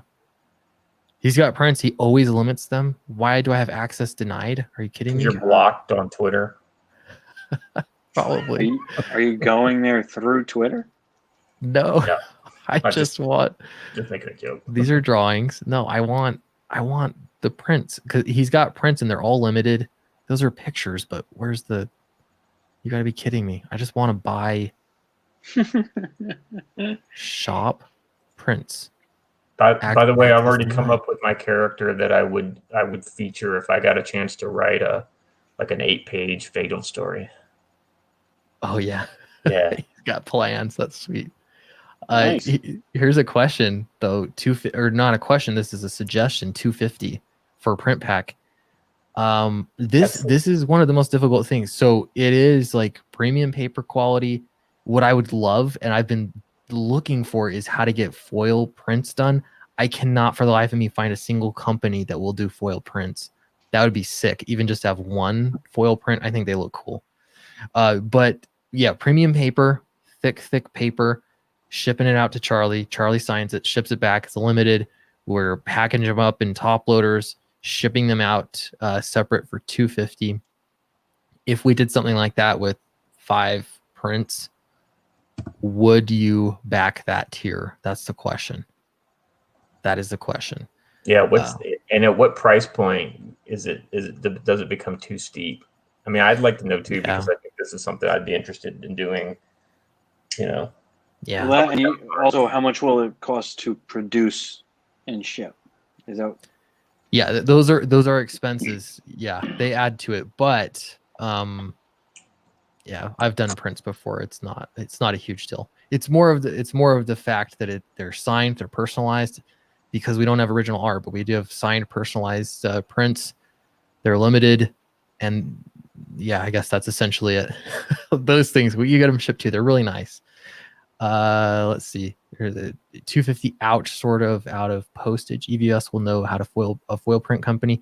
I should ask him. Yeah, I just want to print foil. Not necessarily a book cover, just a print. $250 seems high. That does seem high to me too. Mm-hmm.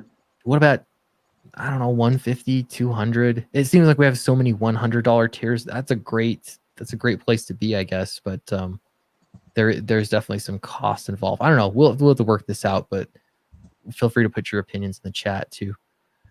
I'm books only, no exception. Was the only exception was the blacklight poster. Fair enough.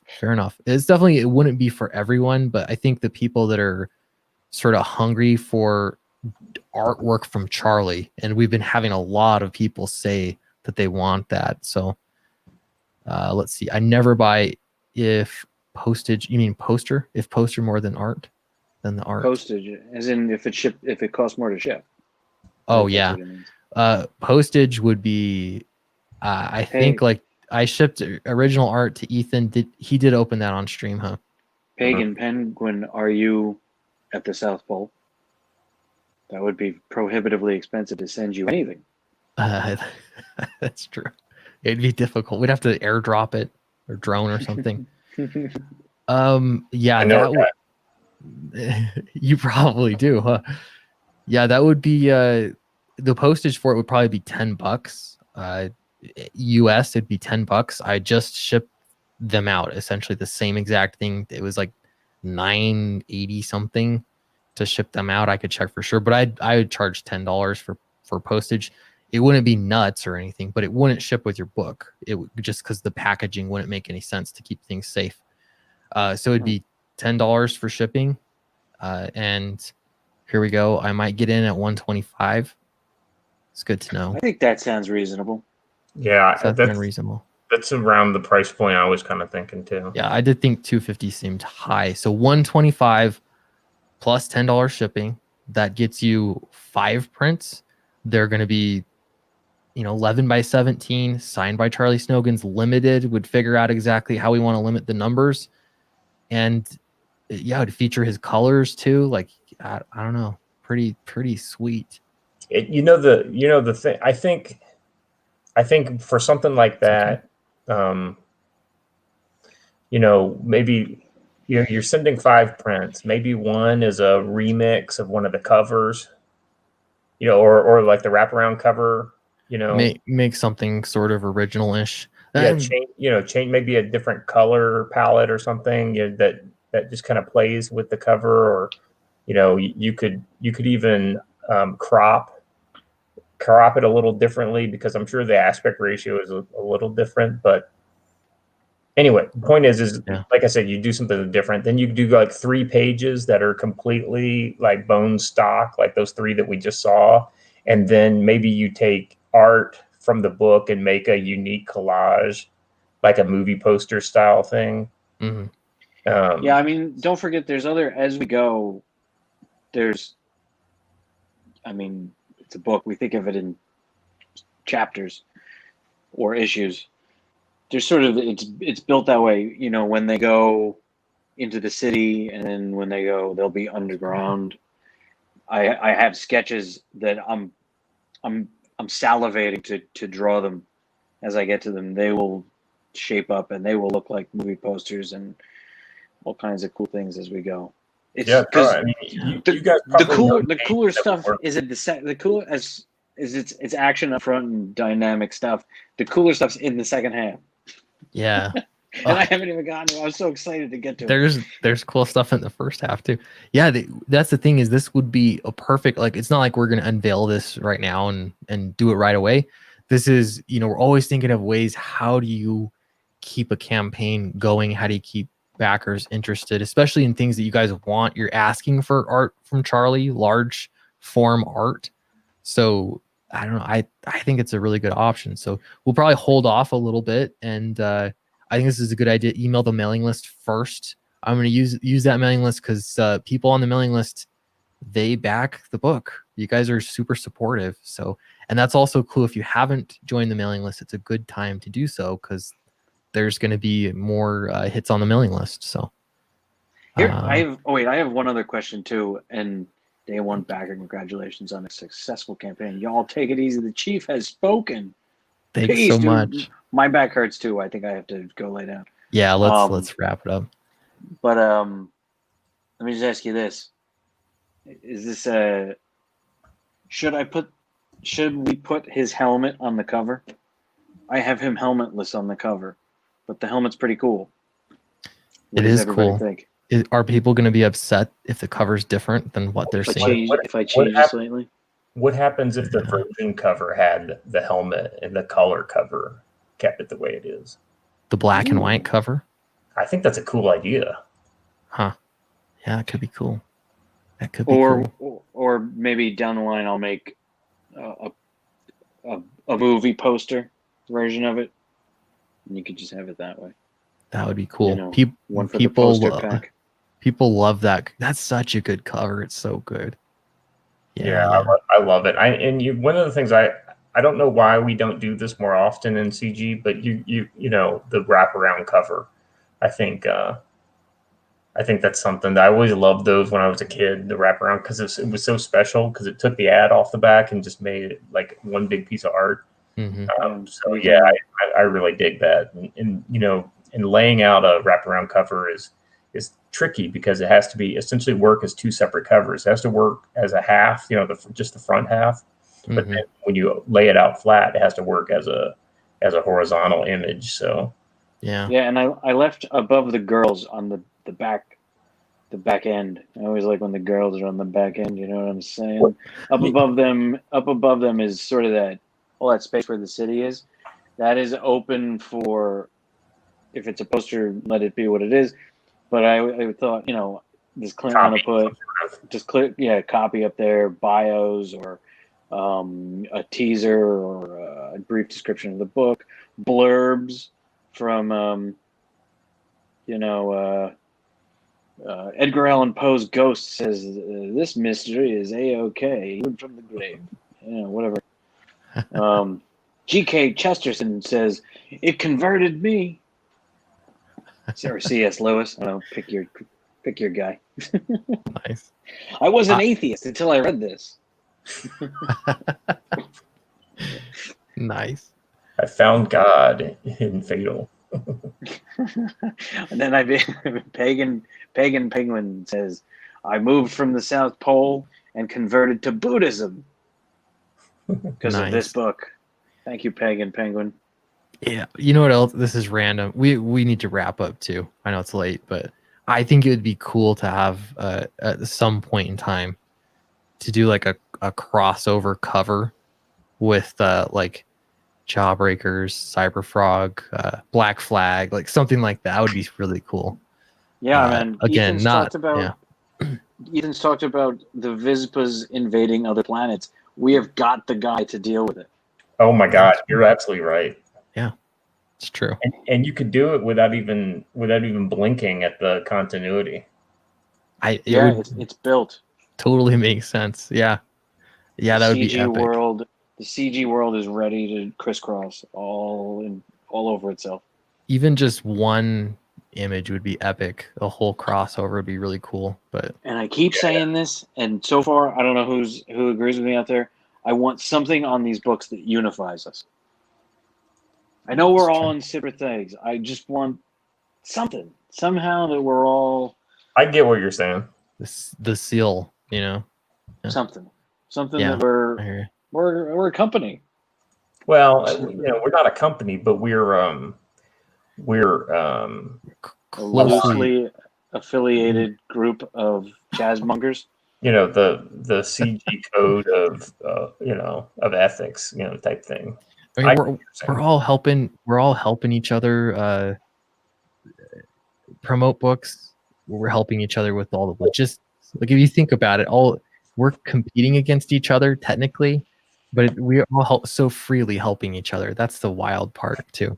So yeah, I mean, you want a hockey team. Everybody wants to score goals, but you assist and you skate together and you stand next to each other. And how many people have done this? Can't. What does it say? Oh, dude! Hashtag Comskate. Yeah. Yeah. I got my DK. I got my ISB in here. I got hashtag Comicsgate, and I got my DKRS Productions logo here. I mean, you know, I'm not hiding from anybody who I align myself with. I would rather have a logo. I know like everyone will fight me and I have no choice over this. I just hate hashtags because they're so current year. You know what I mean? I wish I'd rather have like a. What's that? In 20 years. Clint, I also want to just real quick. Look who is right below EVS there. I love that, man. Thank you. Nice. And I AKA Sweetcast. I got the books here. They look so good. AKA Cast Sweet. I wondered how this would age right here, because I literally did it right after the, I made the final print. I had War Campaign right next to Comicsgate. I was like, yeah, absolutely. I'll be honest with you. I sold a lot of books on this guys' show, and they were big orders. And I never promoted on there. I went on there once, and it was just embarrassing because I'm they get kind of blue, not kind of place, man. They get very blue, so I feel super out of place. But I don't know, I don't really cross circle. But the thing is, a lot of the guys were back in books, though, you know what I mean. And again, everyone mingles, but I think like Joe Frago is so cool. There are a few of them. Preston Acevedo was always really cool, like just promoting books and saying nice things, showing up in chats. So yeah, absolutely. I mean, I don't care.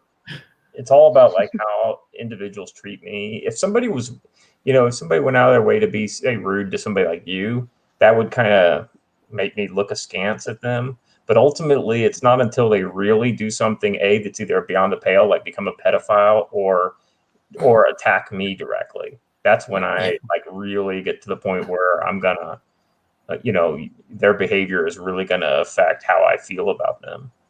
Yeah, and I saw like today somebody posted something that was kind of mean about me, or about our campaign, but I'm just like, it's okay.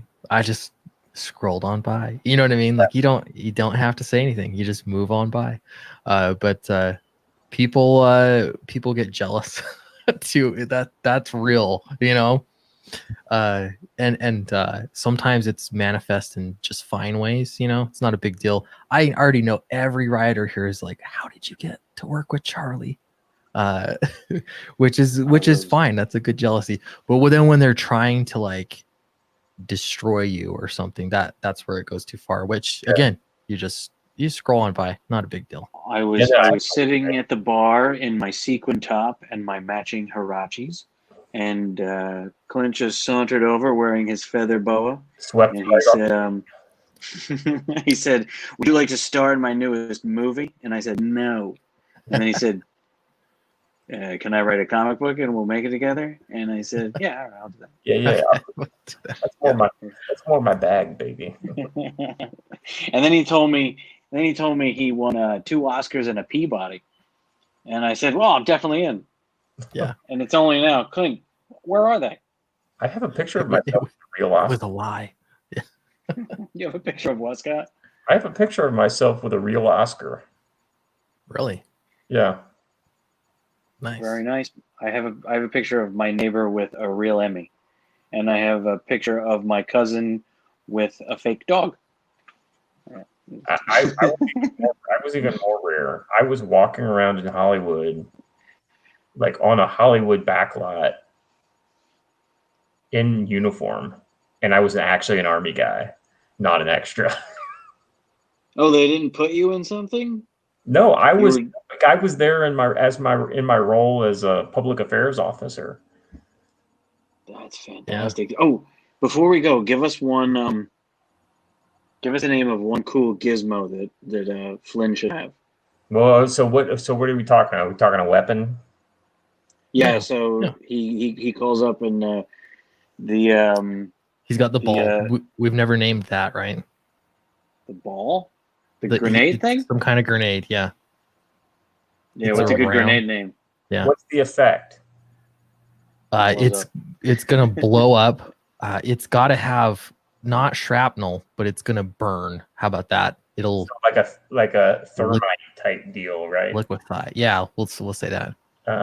Let's call it. So you got the thermal detonator. That's the thing from Star Wars. Remember? Right. We don't want to do that. No. Is it more of a nickname or like a official type of nomenclature? Oh, that's a good question. We've come to the right guy. We'll keep talking, and you're going to get I think we're going to need a consultant credit. Yeah. And Give us a if you want it to be, if you want it to be like a nomenclature, it could be something like a Mark 63 offensive offensive thermal device, right? So Mhm. it's a device, not we Yeah. would deign to call it a grenade, right? And then of course the troops don't call it that. They never call it the uh, It's by got the their official name. name. Yeah. it's like Bouncing it's the fire bitch, fire bitch. We got some vermin down in this hatch. Hand me a fire bitch. I mean, you know what I mean? That's the kind of thing. Right. You're gonna make it yeah. In layman's terms. Like it. Nice. Very good. Well, All right, with thanks. that, Yeah, let's cut it off. I'm sleepy. Hey, look, Okay. go refresh the page. Go look. Oh, I just did sweet. it. Let me add this to Somebody the pulled the screen. pin on that. Here we go. Oh, yeah. 506. 506. You're close. We still have time for the 30K. We're practically there, but we'd really want to be there. So if you're watching this tomorrow in the wee hours of the morning, don't forget there to jump in and back it. Thanks, everyone. Clint, do We're you have going to work bed. tomorrow? Yeah. Regular morning time? Uh-huh. Out of the house and at this No, on at site? home. At home. Oh, okay. So All right. I'll survive. Yeah. All right. Hey, thanks maybe for in having me the, on tonight, maybe in the Clint. morning let's try and force it up to 33,333. That would be epic. Cool. Thanks, everyone. See ya. All right. Thanks, Scott. Thanks, Clint. Hey, take